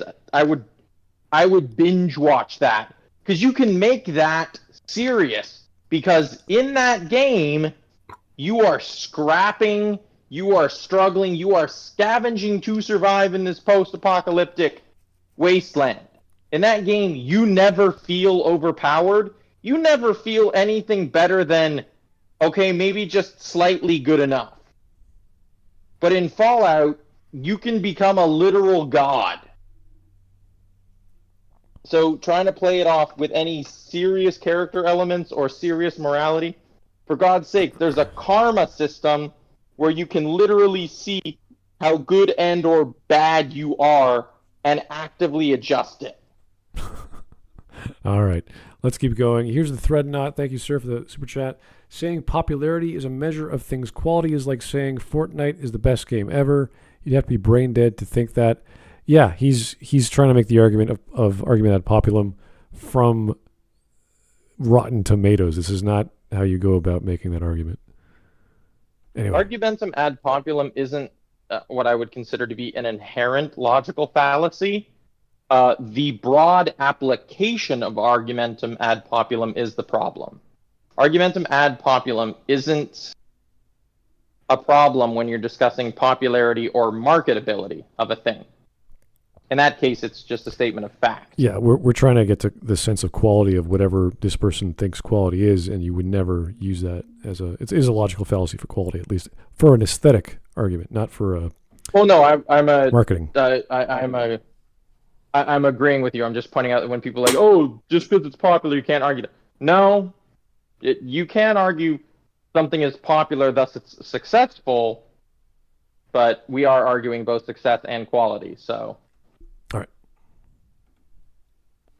Out there weathering the storm, just take some solace and comfort in knowing that these people are only behaving this way because they've lost. They have nothing to contribute. They have nothing to actually force things to go their way. If they did, we would have seen something, anything by now. But Disney has owned Star Wars for over a decade. Their temper tantrums didn't work. Their boycotts didn't work. And now review bombing is all they have left in their arsenal. Look, we are halfway through this season of The Acolyte, and if you're not on board by now, let me be one of the first to tell you there's absolutely no shame in choosing to just stop watching the show.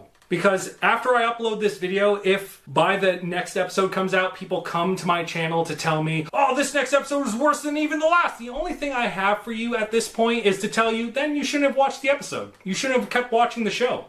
Look, barely anyone is watching the show at this point.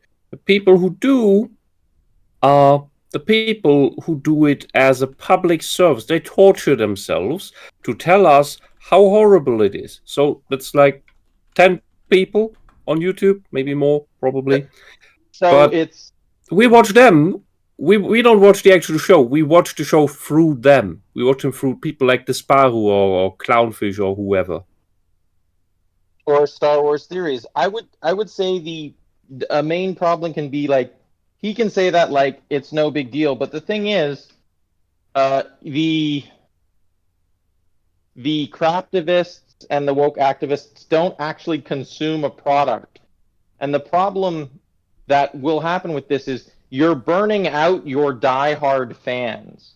You're burning out the people who really love Star Wars and really just want another Star Wars property. So yeah, you can encourage them to stop watching, but here's the problem. When those fans stop watching, the property dies. This is literally the last gasps of people who actually care about these properties. Yeah, and that's why they then make fan films. Try to fix it. Yeah, but they can't. They don't care that it goes bankrupt. The craftivists don't care about that. It's part of the plan. Turn everything into propaganda. Take out all the resources. Enrich yourself by the treasure. And when it's dead, a cultural cornerstone has been destroyed. The destruction is part of the strategy. Because once everything all cultural pieces are destroyed, all that's left is the ideology. That is what cultural revolution is. That's what Mao did in China. That's what they did in East Germany. There's nothing left in the end. There's only the ideology. This is what this is. It's just that they're not doing it from the top down of the government. It's that they're doing it through the back door. All right, we're almost at 16 minutes. Episodes of The Acolyte would have pissed you off if you chose to not watch the show. Yes. its very existence is an affront to me. How that works. So wild. But if you're one of those people that downvoted the trailer to the show before it came out, but you're watching it all the way through thinking that, oh, I'm going to be objective and give it its fair shot. Oh, sweetie, please, just stop. Wait. What's wrong with evaluating a bad show? I don't see... I'm doing that with Fallout. Oh, he doesn't want us to see the trailer, so we don't give it a dislike. No, he's talking about people who saw the trailer and then downvoted it and are... like, they dislike the show, but they are trying to watch the first season to objectively, like, get a feel for it and let the opinions be known. Yeah, which I don't get. That is a valid critique and a valid criticism. Mm-hmm. Yeah, if he doesn't like that, why does he care? And some people are masochists, and some people are catastrophe tourists. Some people really like watching crap film. Well, yeah, I mean, because they enjoy, they laugh their ass off by seeing how bad something is made, how bad something is written. I don't have that funny bone. Red Letter Media does. But even their funny bone is starting to break. Some people like something so much they want to keep watching it, and as a result, their brain just kicks in because the emotions are all dead because you've experienced it so many times, and you go, "Oh, look at that flaw! Look at that flaw!" And you just list all the things that don't add up, or maybe it's a plot hole, or maybe it's a character moment that doesn't add up. There's no payoff, whatever. It's like, yeah, that happens. That would look at The Princess Bride, one of my favorite movies. There's all kinds of holes in that movie. Does it detract from the story? But yeah, it doesn't detract. It's just little nitpicks that, like, yeah, I guess why wouldn't he just call his pirate horde and storm the castle? Why didn't he do that? It's like, I don't know. That's weird. Oh yeah, he was dead. Like it's quite literally like the Dread Pirate Roberts. Like he's the most feared person. Like he has. There's so much power. There's so much potential, and for all of the intelligence, love, and everything else, like there's a lot of it. And I don't know if you've actually read the. Yep, I have read the book. The book is quite good as well. I highly recommend it. And these little flaws, these little foibles, all these other things, everyone's wondering, like one of the things people will point out is like Indigo, like how does he manage to defeat Count Rugen after like that cowardly thing? And in the book, it is quite explicitly, it's explained that the reason that Wesley wins is due to taking advantage of the terrain, and that Indigo is literally a sword wizard, like not a sword master, but someone who has dedicated so much time to the study of it that his skill is said to be magical. So yes, even potentially dying, stabbed in the stomach, confronted with the man who killed his father, that man has the skill to stand up in the duel he has been dreaming of his entire adult life. Yeah, that's why Count Rugen loses. Well, the idea with being a critic of seeing the other side of the fandom or the show, like with Mass Effect 2,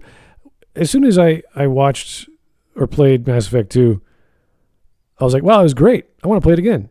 And then your brain kicks in because you know it's coming, and you pay attention to everything, and you go, oh my God, this is dumb. Why didn't I notice that? So it's like a fan, like let's say I watch The Acolyte, I'm just popping popcorn, I got my tub of Coca-Cola, I don't know, whatever. I'm just having a good time, drinking the Kool-Aid, whatever. Wow, what a great show. Let's watch it again. And then my brain goes, oh yeah, I know what's happening. This is dumb. That is what's happening with these shows. That's what But the thing with The Acolyte, you don't even get through that first watch where you're like, wow, this is great. You are in, wow, this is dumb. 30 seconds in, which is the problem.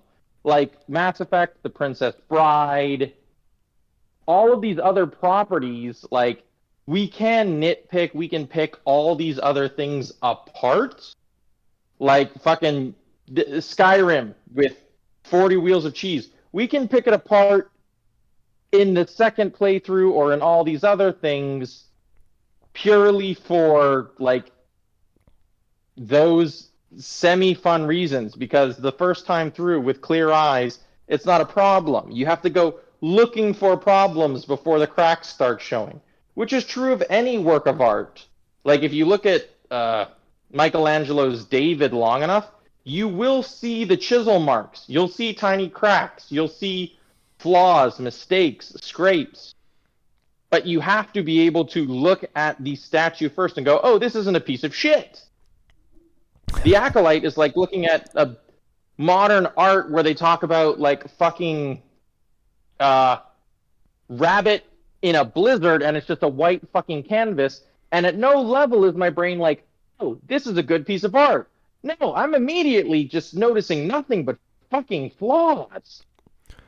All right, here is... Contrary to that, in a good piece, you will on rewatch notice more and more little details that you've missed the first time, that you think, oh, that is really smart. Oh, that is attention to detail. Oh, there's this thing in the background. That was really good. And that will increase on rewatch and not diminish. All right, here's one more super chat. We'll keep on going. The Threadnought, I gave the Acolyte a fair chance back in 2015. They are not entitled to infinite second chances. My open mind wallet has been abused and is now shut. Was it announced in 2015? Are we talking about episode 7? What's going on here? I don't know. He might be saying that he gave the Acolyte a fair chance when they announced the sequel films. Oh. Like when Disney took it over. To be fair, I gave the new Disney Star Wars a chance with like Rey. I wasn't one of those people who was like, oh, female Jedi, because I watched the entire Clone Wars series. I simped for Ahsoka. I'll admit it. I was a teenage boy. She was hot, peppy, and spunky. I liked her. So it's not a problem with female Jedi. Female Jedi were always a thing. If you played any of the games, there's an amazing depiction in the Old Republic intro. And so my question is rather, is that just a straw man about people who complained about there being a female Jedi? Because that sounds like utter nonsense that the left just made up. Okay, so here is my exact problem with Rey that they magnified in every way, shape, and form possible. Like, so people will make so one of the arguments made was originally like Jedi would go to the Jedi Temple for most of their childhood to gain and learn like the skills in order to become a Jedi. All right, so it takes time to learn to be a Jedi. Okay, then how do you explain Luke? Oh, it's really easy to explain Luke because let me finish. Because Obi-Wan and Yoda could communicate with the Force and literally spent Luke's entire childhood while Obi-Wan wasn't able to train Luke, looking at the entire way that Jedi trained their younglings, cutting all the facts, everything except what Luke strictly needed out of it, and the rest was in like Jedi text in the temple. So Luke received pretty much the combat version of Jedi training. Luke never uses a Jedi mind trick. None of that shit. He literally only uses force, push, and pull. Like the most basic, here's how to protect yourself with this shit. That's how Luke manages to pull it off in a couple of months. Because they were like, here's what will keep you alive. Here's how to enhance your ability to jump. Rey. And the entire thing in New Hope, which is the direct comparison, is because it's in the course of a day or two,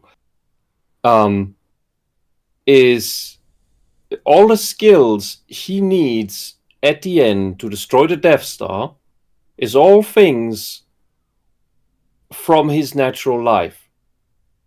He's been a bit of a pilot, he's shot little rats in the desert, and then he gets a tiny bit of a bonus from the Force. No lightsaber duel stuff, no Force throw or anything, just this little trust in the Force. It's very, very subtle. He doesn't do any big things.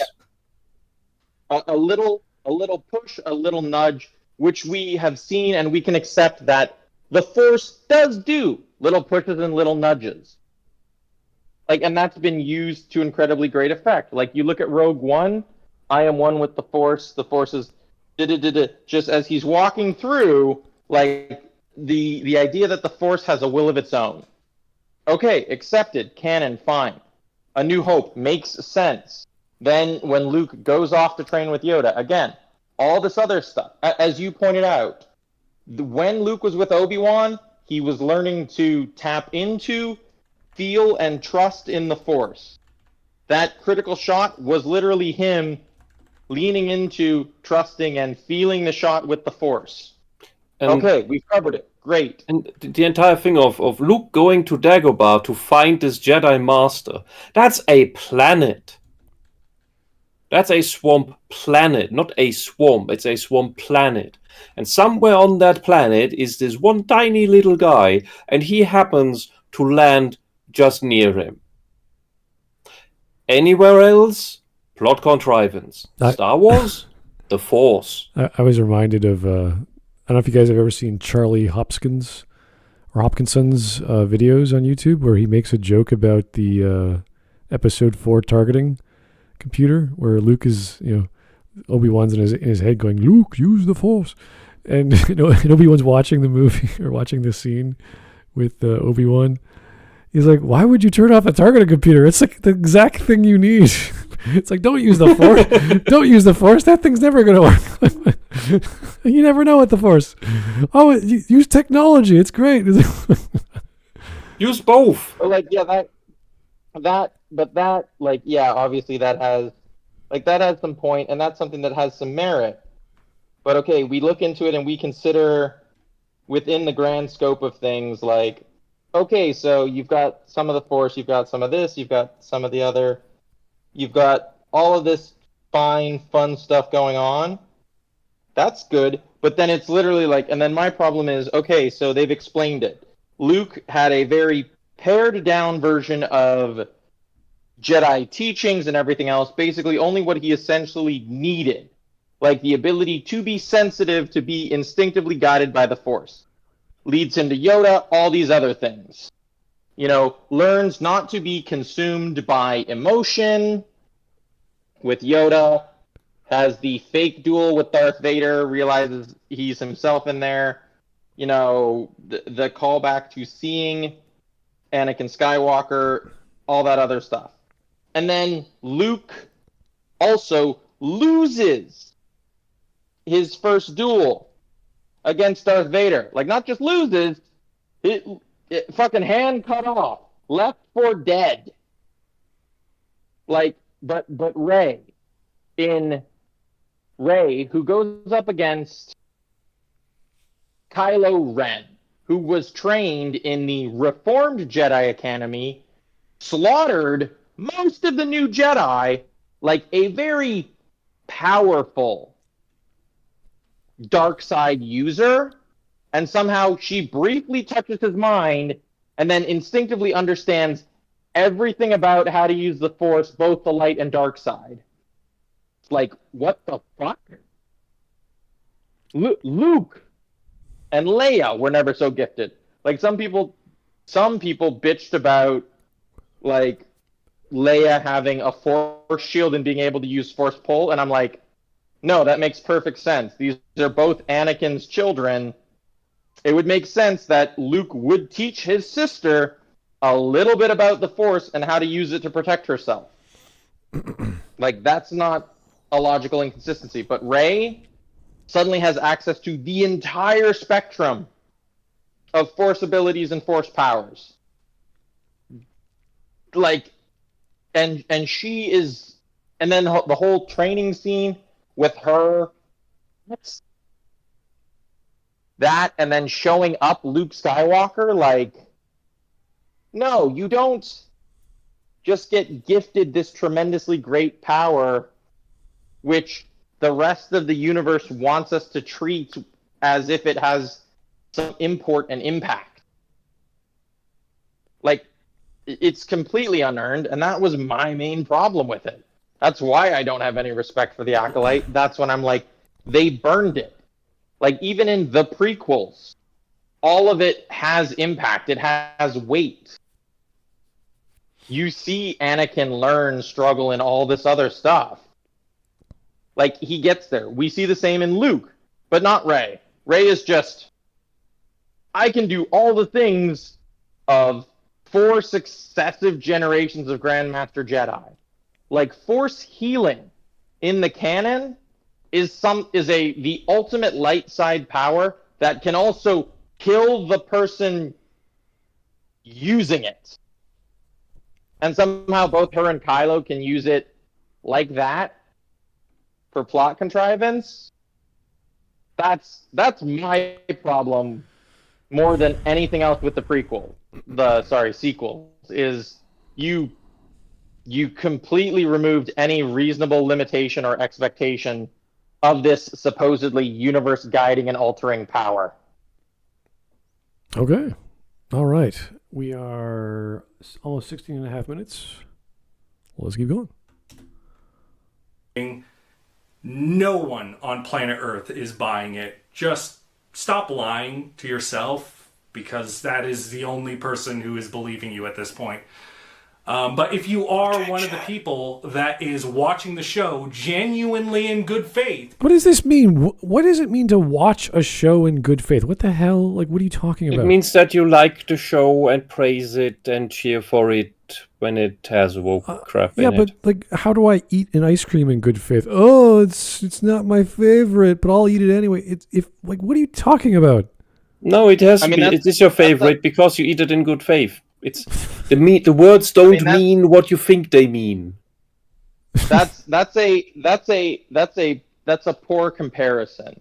And so to use ice cream or cheesecake as it would be for me, I approach every cheesecake I've ever seen with good faith. I love cheesecake. Okay. I have never met a cheesecake I won't try. But trying that and good faith literally means if I take a bite and I'm like, oh, this isn't very good, I don't have to finish the whole fucking cheesecake smiling and then be like, oh, well, it wasn't exactly... No. Like, his definition of good faith is shut up, eat it, smile, and say thank you, and keep your, dislikes and opinions to yourself. Because it's not about you. If I'm eating it, it's about me. Or it's not for you. If I'm consuming it, it's supposed to be for me. It's a very strange thing to talk about approaching consuming media in good faith unless you are of the individual that is already biased and he's trying to say be objective. Well, if we're all trying to be objective, then that means you have to listen to all these people complaining and why the complaints exist. If he's going to use the popular argument, well, how come there's so many people arguing against you, sir? Are you not listening to them and paying attention? And if so, why aren't you winning those arguments? Why aren't they like, oh, you are correct, sir? And why aren't you reaching out to them? Because it's so obvious to you that you would not have an emotional attachment to this seemingly objective opinion you've got, that all you have to do is just say, no, it's good because of X. And if you don't like X, I mean, that's fine. Maybe it's not for you, but this is always going to be the truth to me. And if you can't see that, that's, again, I don't really care, but at least we have the discussion to see where you're coming from.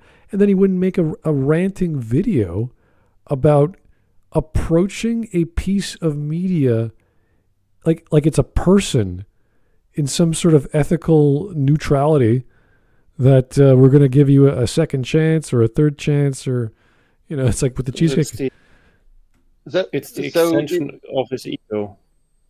It can't be bad because he liked it, so you must like it. For otherwise, there would be something bad about him. Yeah, with the cheesecake example, I actually had cheesecake 2 weeks ago at a restaurant, and I had homemade cheesecake, and I was eating with my dad. My dad's like, "This is store-bought cheesecake." I'm like, "No, Dad, it's definitely homemade because it's slightly sour, which means the cream is not as fresh as it should be. Because when you make fresh cheesecake, well, hopefully the restaurant buys fresh cream and they make the cheesecake that day." And I could tell, even though it was a very good cheesecake, it was slightly sour because I just had really good cheesecake a few days ago. So my taste buds were ready to know what's going on. So in this guy's Taste case, heaven. What? To taste heaven. To taste heaven? Cheesecake is pretty heavenly. Yes, I agree. It's very Yeah, good. and then you got an acre. A what? Yeah, and it's You took a bite out of an acre. An acre of heaven.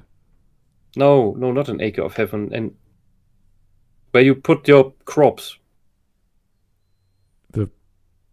the field. The field. Yes. It's the acres of as a measurement. Mud cake. Okay, whatever. Jeez. Where was I going with Yeah. this? Well, it's to kind of try something in good faith. He's asking for you to, and the homemade cheesecake can also taste slightly sour, not because the cream wasn't fresh, but because they might not use preservatives that prevent curdling, or the cheesecake can be cooked at just slightly too high a temperature, which can cause a little bit of curdling. Some people like that sour profile. I'm just really passionate about my cheesecakes. That's beside the point. But yeah, his definition of arguing in good faith is you must like the property, or it seems like his argument is you must like the property and come from the position of correcting and amending other opinions or defects in the property, and then addressing issues only after you've come from the position of assuming it's both correct and good. Then you're watching in good faith. That is so much to digest, because when I think of watching anything, let's say playing, I always go back to Mass Effect 2 because everyone who wants to play a sequel liked the original. So naturally they go into it going, I think I'm going to have a good experience, or I'm optimistic about whatever I'm going to experience. Depending on the genre, maybe they change the content, or storylines are different, whatever. So you naturally go into anything, I think this is going to be a good thing. And if it doesn't, and then you write down or whatever, the experience you have as not being positive, I'm not lying to myself. I'm not like cheating the director of quality. I'm just saying something didn't work out, and I have to investigate that. And then if you watch it a second time, you watch a third time, you talk to other people, you watch a critic review, you go, that must be it. I'm glad I figured that out. And then you get this guy saying, no, you're incapable of right think. You're a wrong thinker. You have to think the way I think, and because you're not approaching it in good faith. I've heard this argument so many times about No. It's totally okay that you can't sort of pursue Liara as a paramour. That's totally fine that they just removed this character. Yeah. I mean, I was going to say that's hard for me to shit on because the addition of Alizora, obviously they did add in the correct best girl, but I have some sympathy for the Liara stans. Got a little hurt. The DLC, obviously they were listening to the fans at that point, because even I was making arguments about, after all this time, Liara just wants us to hack some terminals.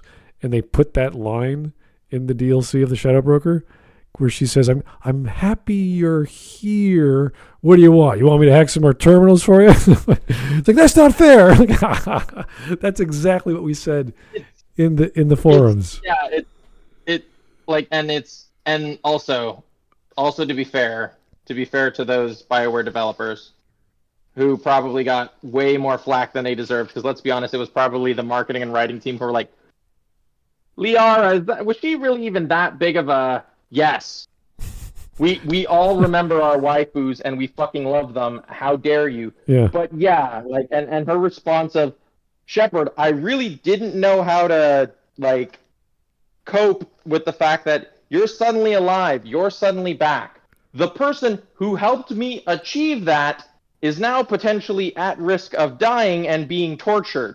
Like, with the Shadow Broker DLC, spoilers for something that's over 10 years old, like, yeah, it is understandable how in Mass Effect 2, she was a little fucking distracted in that moment. Makes perfect sense. And the Shadow Broker DLC also resolves like why she can't immediately come with you, because she's quite literally like, I know your mission and I care for you. I can do way more from here. Oh, and by the way, you can still visit her and spend time with her. So with that DLC, the entire game makes so much more fucking sense if you happen to, be a Liara stan. Well, Tally. if you bother to, or I don't know why, but you can try and read the Mac Walters 4-part comic book on how she got to that point, and it makes no goddamn sense. She's a completely different character. And you're like, this does not fill in any holes. It just makes everything worse. So turning your lovable archaeologist into a superhero is not the right way to go. Anyway, back to Star Wars. Look, I just have not been impressed chalk it up to her thus far with the ancestry show. and call I it a have day. two options for you. Either you just stop watching the show. You just stop watching the show and you move on. I love this guy. Just don't watch the show. Let the score count plummet. It's like, okay, sure, no problem. I can do that. You just go, this is a no for me, dog, and you move on, and that is 100% fine. Maybe you wait a little while, wait for the hysteria to die down, and then when you're ready... Yeah, you come back when you've calmed down and think the way I think. That's great, yeah. I love the argument from these craftivists and people who are like, if you don't like this, we can fight about it. To which my response has always been, your terms are acceptable. Yeah, they never engage. They never. Wait, what? Yeah, you fucking you push and push, and they think, oh, they'll never push back. And then the instant there's an actual pushback, they either run and cry, or when it's close to coming to actual fucking blows or consequences, they're like, impressed by the scary, competent people who actually give a fuck. Yeah, who have the actual references and lore written down that we could say, look, this is why it's wrong. This is why it does. Here's a clip of why it's screwed up or where it's screwed up. They don't like that. They don't like the evidence. So I've never actually... You're a try-hard, or you're obsessed, or you're taking a fictional series way too seriously. Yeah, and the only actual people I've talked to about, let's say, Mass Effect 2 was that one guy who did a response to me, and I talked to him personally, and all of his defenses were headcanon, like every single one. And it was like, dude, are you even aware of what you're doing? It's like, well, my experience of this was not the same as yours. It's like, yeah, no shit, you invented it. If that's the argument, then it doesn't really matter what they wrote. You're going to invent your own reasoning for it, and you say the template is the basis of your imagination. Therefore, BioWare is brilliant, or therefore Mac Walters is brilliant because it was your inspiration to play. I'm playing an RPG. I'm making the story up in my head. It's like, okay, I mean, you could do that, but you can't argue what is in your head is what is actually on the screen. So, look, in defense of headcanons, I will have to argue that my headcanon for Mass Effect 3 is absolutely correct. If you choose, like if you chose the synthesis option, in my headcanon, in combining and saving the universe, out of the tremendous gratitude, the Reapers were then able to synthesize a new body for Shepard and pull his consciousness, or her consciousness, out of the great synthesis stream, essentially to separate their soul back and restore them to a body where they then got to live out what would have been the rest of their natural lifespan happily. No one will convince me that headcanon is incorrect, and I will die on that fucking hill. So that's Picard Season 2 ending then. Oh no. How the better version. How fucking dare you denigrate what Shepard actually fucking deserved with such an improper comparison? No. Mass Effect 3's ending is the worst ending ever. Well, also, Picard Season 2, in that case, would be copying my headcanon, not the other way around. Well, anything compared to the ending of Mass Effect 3 is always going to be lesser, so it doesn't bother me. Anyway, to be fair, that was an insurmountable goal. There was never going to be the perfect ending, and the 3 endings they did give, I can accept. Shepard makes the noble sacrifice.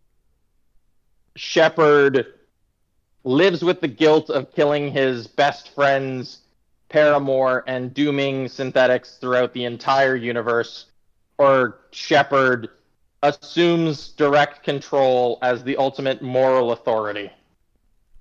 Those are the only three that make sense, considering throughout that entire series, pretty much everyone else in another position of power either dies being the good guy or fucks shit up.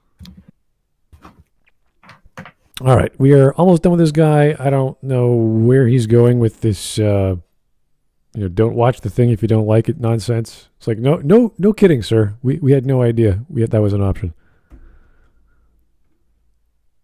Look, see how things might have changed for you by then. Just a suggestion. After Option 2, lobotomizing you let yourself. the story conclude, and you do this bizarre thing where you wait and see if by the end of the story, and I mean the end of the entire story, not the end of each episode. So this guy wants you to read the whole book, guys, even if you hate it. After telling us not to watch it, he tells us to watch it. I love this perpetual moving of the goalposts they do, where it's like, oh, you can't judge it by just one episode. Okay, I know the episodes weren't great, but you gotta watch the whole season to see how it all plays out. Yeah. Okay, well, the season might not have been great, but you need to watch the whole series to see how it goes out. Well, you can't have hated it because you watched all of it. No, motherfucker. This is like arguing Mass Effect 3 is going to solve all the problems. You just have to wait. All the plot threads will be filled up and everything will be answered for you. It's like, yeah, unless when they forgot about them. Like the Iron Fleet. If things are still confusing, you wait for the entire story to conclude and then make a judgment on if things are pieced together properly. Why can't you do that as you watch it? That would be. Wait. He's conflating things.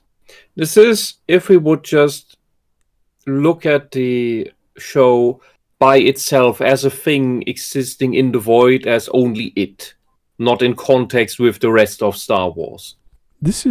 But we have the rest of Star Wars to also compare it to and judge it by and connect it to, and it doesn't fit. Yeah, it's kind of like saying, let's summarize everything we've seen as a whole, and his argument must be, well, as a whole, there's more good than bad. There's only holes. It's kind of, yeah, forget the details, just sort of score it the way you felt it. And it's like, no. We're using our own metrics of what's good and bad. And if there's like 10% bad, that's a big deal. So no. We're not gauging whether the summary has more good than bad. We're gauging the problems that exist, should not exist. That is a sign of bad writing.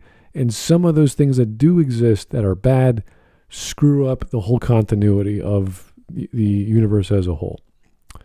And he doesn't realize that.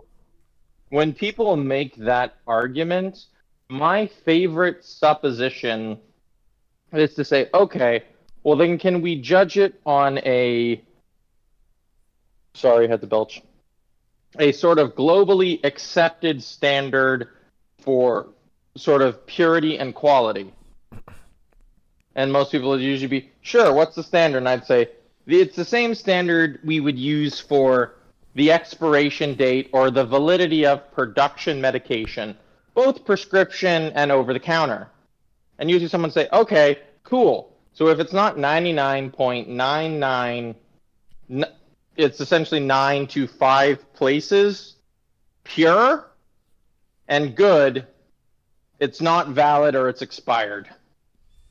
If people want to make that argument of, oh, well, we have to use a specific standard, we're going to use the standard I'm most familiar with, which is prescription drug purity. So if your property is not at least that good, it fails, it's expired, it's out. Yeah, and even if the Acolyte did not have these lore problems, did not have all these holes, all these character things that should not belong, if they didn't have any of those problems, you look at it and say, well, the lightsaber fights are kind of weird. Some of these characters, like, it would still be entertaining. You wouldn't have any bumps along the road.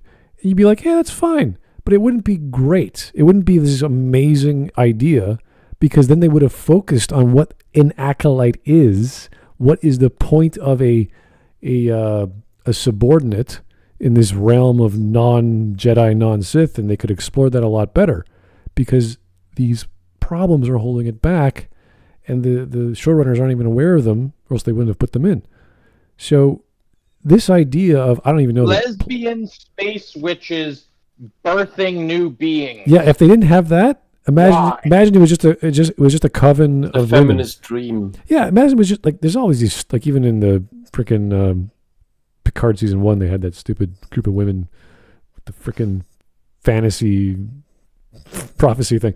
You're like, okay, whatever. Fantasy dark elves. I don't know. Yeah, hard to describe. But imagine they didn't have any of this stupid makeup, immaculate conception, whatever, and just had a coven of witches that were magical. You're like, okay, fair enough. We have witches in Star Wars, no problem. Imagine they had a young lady who was just so good at fighting, she didn't need a lightsaber to stop a Master Jedi. Okay, that's a stretch, but you really have to expand upon that later. I can absolutely believe in magical witches and spellcasting bitches. It happens. It's true. It's possible. The absolute unknown taking out it's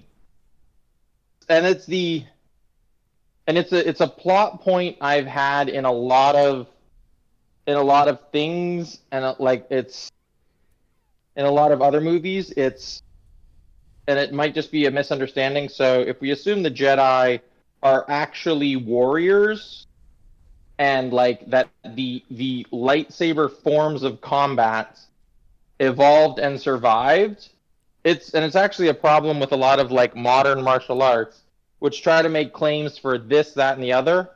Most like very, very old styles of martial arts from times when humans were engaged in war from hand-to-hand combat tend to be fucking brutal and fucking effective. Because guess what? The only schools that survived were those where you didn't get killed. So you're telling me someone who's trained in an ancient yet still effective and viable school of martial arts suddenly loses to a new person? Like, and the amazing part of it is, like, the Mandalorians and Mandalorian lore actually goes into this. The reason Mandalorians use flamethrowers is because flames are incredibly hard to stop with the Force. So everything on like Boba Fett's kit is tailor-made to be able to beat Jedi and Force users. Yeah.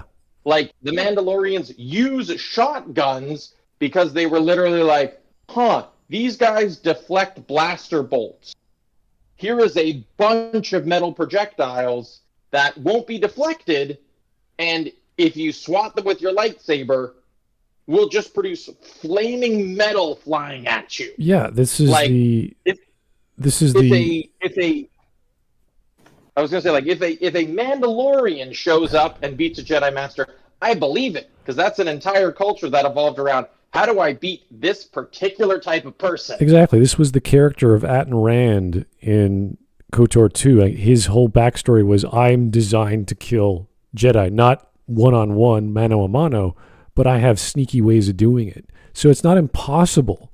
So if there is a fight, like imagine a wizard in D&D. Well, they have an anti-wizard class called a mage killer or a mage slayer. So they're specifically designed, just like the Mandalorians, to fight Jedi a certain way. And so it is not impossible, but you have to be really good at what you're doing and really lucky to fight a Master Jedi. So I'm not saying this is a good idea to do, because the Jedi are awesome, and it's kind of weird to have a Master Jedi killed by some no-name dude. But if that's what you want introduced, you really have to sell it, and then you have to explain the backstory, how they trained, how they learned, why they're doing it. And you're like, okay, great. Not give me data that contradicts that, where her teacher or whatever is like, no Jedi can be use a blade. Can you steal or blade? It was like, what? So the robot trainer thing is telling them how to fight a Jedi, and you can't use the thing that she just used to kill a Jedi. You're like, what? How does that work? So yeah, which again also like flies counter to like the reason Jedi didn't use blasters was quite literally because while enhanced with the lightsaber, and when someone else could deflect blaster bolts, they didn't want to have to be distracted by the mechanism of like firing a blaster, worrying about a blaster power cell, and all this other shit. Like, and it was not uncommon for some Jedi to use a blaster and a lightsaber. We directly see, even in the sequel trilogies and the original trilogy, blasters and lightsabers. Like, we see Obi-Wan, like, kill Grievous by blaster shots to the chest. Like, he says uncivilized, admittedly, but it's not as if there's some, there's some desire not to use it. And we also, like, a Jedi can't use steel blades or other blades. We see them, like, throw pieces of masonry. Like, they use whatever is around them. If you made the argument, like, a Jedi doesn't carry, these concealed weapons because we want to appear peaceable and we carry the lightsaber as a status symbol, that makes sense, but there's no Batman-style prohibition. Yeah, that's where we got... it was the issue with Ezra. When Ezra made his lightsaber, that was the big deal. Like, what the hell? It's a blaster lightsaber? What? It's like, who cares? He made it. The Jedi are like, that's cool. Whatever. Do your thing, man. So you can in the expanded lore, like, there's a lot of different crystals, and kyber crystals were settled upon within the lore for certain reasons. Like, it tends to produce a more stable blade and all this other stuff. And if you produce a synthetic kyber crystal, you tend to have these problems. Like, within the lore, at no point were the Jedi like, no, you can't do this. Like, to my understanding, blaster crystals weren't used because blaster crystals tended to burn out. So during, like, the Jedi and Sith Wars, they used them, but they eventually stopped using them because they had a problem where you would have Jedi in the middle of combat suddenly have their lightsaber just and be unable to reignite. So it doesn't stop Ezra. It's just like, that's a pretty good lore reason to be like, you can do this, but maybe think about it, kid. This could cause you problems later on. All right, we are 70 minutes and a half.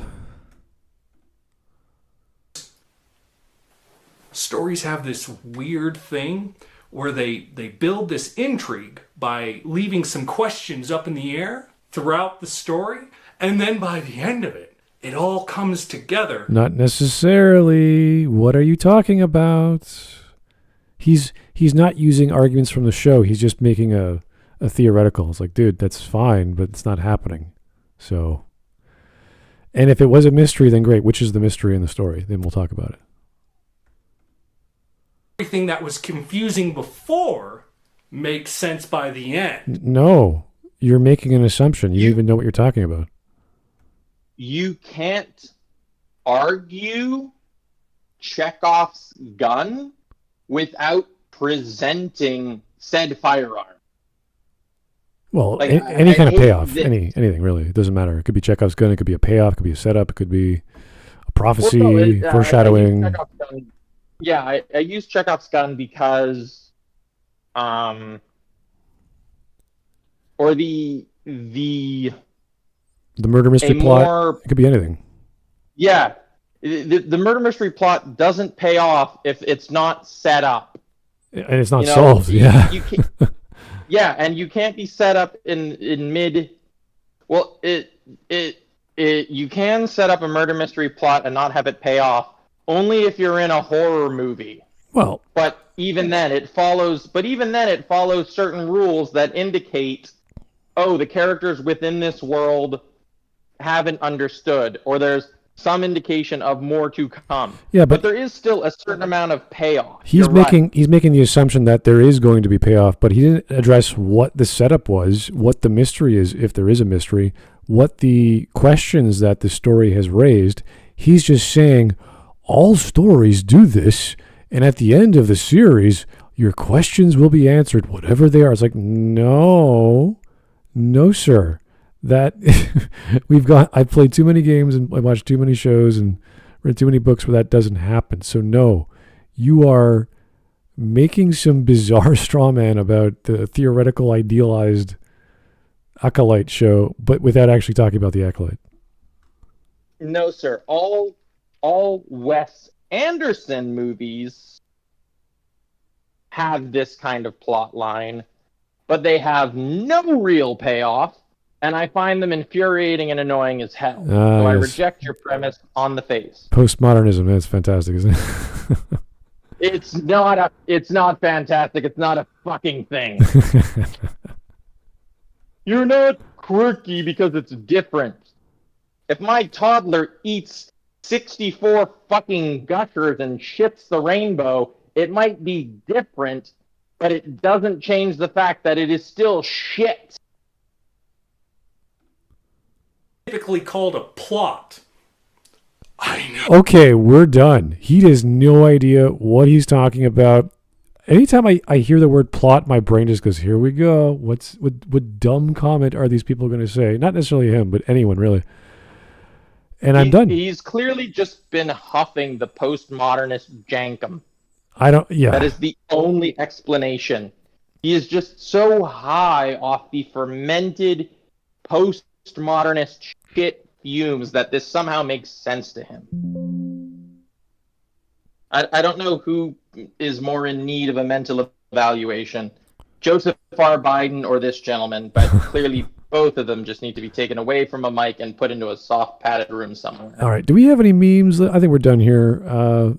What we got? June the 28th. If you guys want to check out the meme section on the Discord, go right ahead. I'm going to put them on the screen. Yep. Here we go. The power of one, the power of two, the power of many. Okay. The count. That's pretty good. I know what that's from just because I saw the clip on Twitter. People are like, what is that? That's a scene. It is what single-handedly turned a bunch of men against lesbian witches, which I thought was a feat that could never be accomplished. The Sith have been extinct for millennia. Well, except for this one time 100 years ago when we had trouble with a few acolytes. I can't really remember, though. It must be the dementia settling. Oh. Poor Mundi. What about the Sith attack on the Wookiee? On the Wookiee? On the individual? Oh, dear. For Pete's sake, my cash machine broke. By Peter Griffin. Oh. Poor Disney. Acolyte. Oh, this is so tiny. What does it say? 6.5 million views. 135,000 likes. 160,000 dislikes. And 22,000 comments about. And the comment is, I love democracy. Okay. That's not a favorable ratio. Not the best, no. Joe Biden preparing for the debate with Trump. Oh, what the hell? What is going I'm not sure. Wait, did the Acolyte get memed in with the debate? Yeah, what does this have anything? Yeah, guys, stick with the Acolyte, please. Please, okay? Because the debate, there's nothing memeable about the Joe Biden versus Donald Trump debate. That was elder abuse, and I cannot support that kind of public humiliation and endorsement of just clear elder abuse.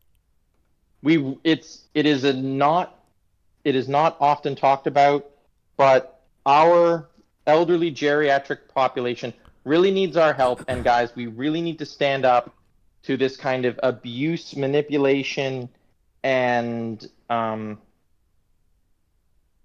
shit, I can't remember what the other term is. Exploitation of our elders. Like, guys, it's unacceptable. Shame on all y'all.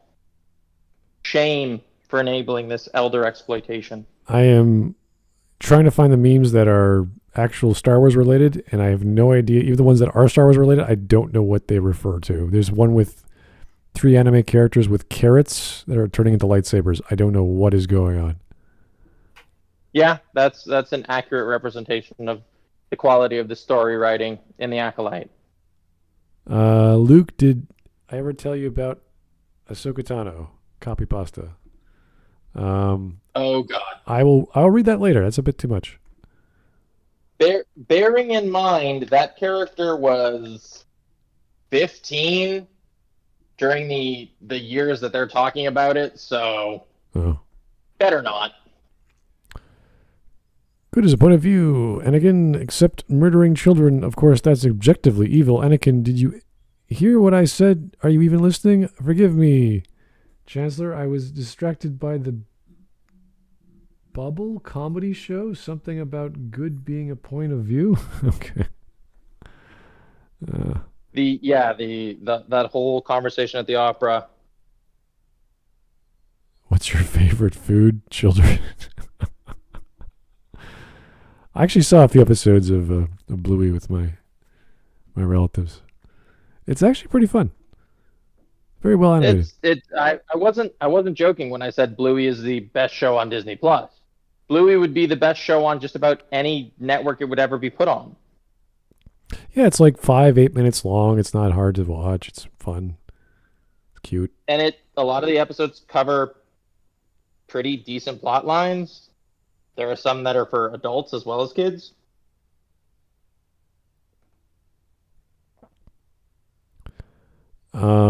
This is what the heck am I? Why is Heels versus Babyface being ridden on by that Geeks and Gamer? Not Geeks. What's that? Nerdrotic. Oh, it's the Orville. Okay. I just don't know what that's referring to. Okay, got some memes unrelated to Star Wars again. I'm not so bad, am I? Okay. Everything woke turns to shit. He said that? Okay. Who knows? Ki-Adi-Mundi, when Sith plotted and killed 3 masters, 7 knights, and an apprentice. Show a picture of Joe Biden. Huh? What? I mean, yeah. Uh, You talk about a supposed Jedi Master / Jedi Knight, and he's just there while another fucking scouring of the Jedi is going on. So, That I hadn't even considered that, but that's a pretty fucking big plot hole. yeah. I've been staring at this strawberry compote on top of a New York style slice. So that's beautiful. Beautiful looking thing. Anyway, not a meme. My tummy is kind of rumbling for some cheesecake. Okay, guys. I know we talked about food a bit too much, but come on. You can never talk about cheesecake too much. You can get sick of it. It is possible. Smud when cheesecake. I like cheesecake, but I'm a cheese fan, not a cheesecake aficionado. I do like it though. Claiming waifus like stamping them? What? What is this? When people spell Ahsoka as Ashoka, you come to our house, you get my wife's name right. Okay. Look, I'm an alleged doctor. What makes you think my handwriting is illegible or I speak non-medical English good? I'm medicine good. I know word good. If you do not like this shitty show, then don't watch it. Me. Okay. Oh, don't bring it up. Just what the dickens is going on here? Haha. Yeah. Tomfoolery and shenanigans of the highest order. Stories sometimes make sense, so this show will make sense when it ends. Yeah, it's this bizarre argument. Just watch the show, and at the end, you can make your evaluation. And stories make sense at the end. It's like, no, dude, not all stories make sense at the end just because they're stories. That's a silly thing to say. Anyway, yeah, that was a pretty bad take. I don't know where that guy was going. I think he was just frustrated with people trying to argue with him over the years, or I don't know, maybe over the days, however long, however often they release episodes. Is it one a week? I don't even know. Disney's release schedule tends to be one a week. Yeah. Okay. There is one author to whom I will always grant the or if anyone reads their stories and they're like, I don't get it. It's confusing. None of this makes sense. There's one author to whom I will say, look, finish the story. Everything will be explained and everything will make sense at the end. That is Sir Arthur Conan Doyle in his Sherlock Holmes series, where quite literally every assumption and deduction is explained at the end. So the whole thing makes sense. So if you're not Arthur Conan Doyle writing Sherlock Holmes, I don't accept that supposition. Well, I wouldn't say all of them, but the majority of them, he does a decent job explaining. At least Studying Scarlet is probably the best example. It's the first one, and he goes through all the possible routes the would-be murderer is, and then he makes a good, what's the word again? It's not deductive reasoning. It's Inductive. No, it's not inductive. Inductive is forward thinking. Deductive is backward thinking. It's called abductive reasoning, actually. It's a stupid name. Anyway. When he's deducing the events as they occur. Abductive reasoning is Sherlock's technique of he knows so much, so he makes the best guess with the knowledge he has, and then what ends up happening is, as events occur, he eliminates the 4 or 5 possibilities that he knows are probably the most likely chance, and then he chooses the one that. When you've eliminated the impossible, whatever remains, however unlikely, must be. Yeah, it's a bit the truth. It's a bit different than reading Agatha Christie or Chandler or a few other guys, but it's fine. It works. He explains it as long as it's explained. I don't care. Okay.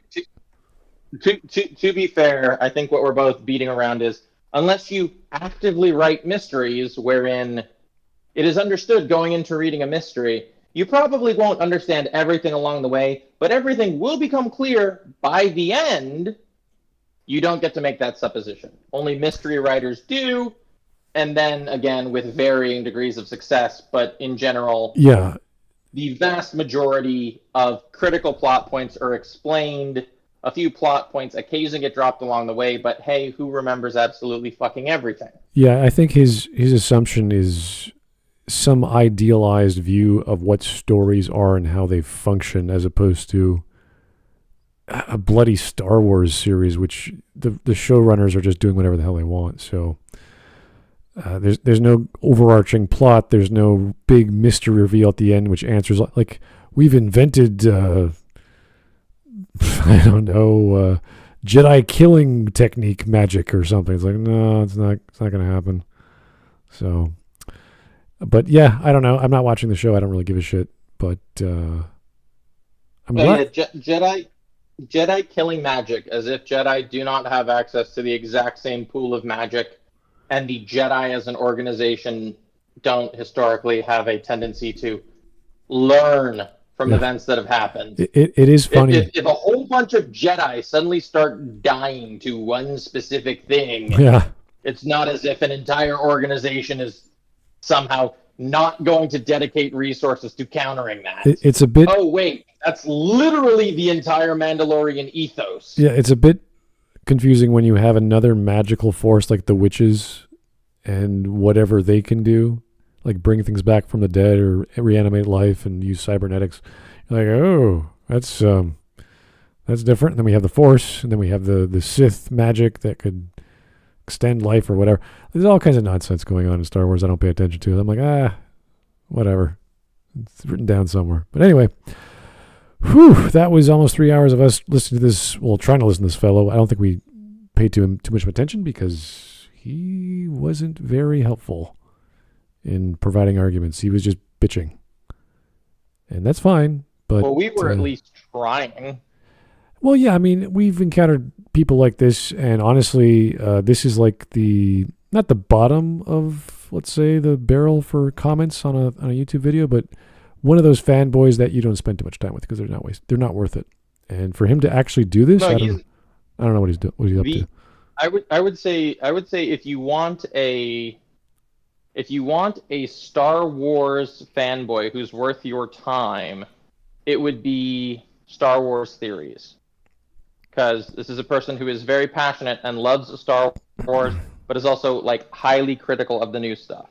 Like someone who is an actual fan, watches critically, loves the property, but will be the first to admit problems. Like also his alternate histories are pretty frickin' great. Like his critical thinking of what would happen if Anakin actually trusted the Jedi and like stayed back, or like even told Mace Windu like, hey, Palpatine has told me this shit. It is incredibly critical to me that I have it, as I have a secret wife and I am worried. I've had dark visions of her dying in childbirth. You remember how the Sith can do that thing we've told you about where they can control dreams and manipulate people? Oh shit, you're right. It could possibly be that.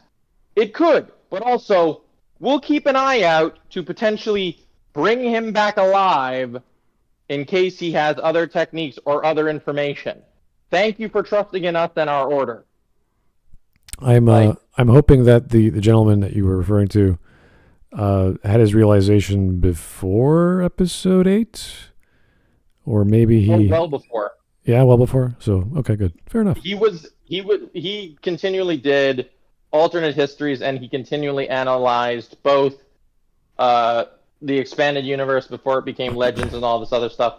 Someone who was actually truly passionate, and he tended to delve more into the old world, and he was also one of the people, along with Mark Hamill, crying over the death of Mara Jade. Damn it. Like, they did us dirty with that. Yeah. Mara Jade should have been there. Oh, that would be cool. Yeah. That is not what we needed for Luke Skywalker. Like, a weak, crippled old man. Like he has one disciple go wrong and suddenly he gives up on the entire Jedi ethos. Nah, if you look at extended universe, like in rebuilding the Jedi Temple, Sith were coming after him, and he seduced their best assassin. Like that is the Luke Skywalker I wanted to see. Yep. Okay. Well, thank you guys for listening. That was again, strange video of a angry fan who just can't accept people disagree with him. So, hopefully we'll get a different video that's less crazy. That'll be nice. So, thank you, Whisp, for popping in wherever you are. And, of course, the doctor. That was Wisp's idea, so I was glad we had more than another person to watch this YouTuber. I don't think we're going to cover him again, but it depends on what you guys vote on. Thank you for a suggestion. We'll talk to you soon. Have a great night.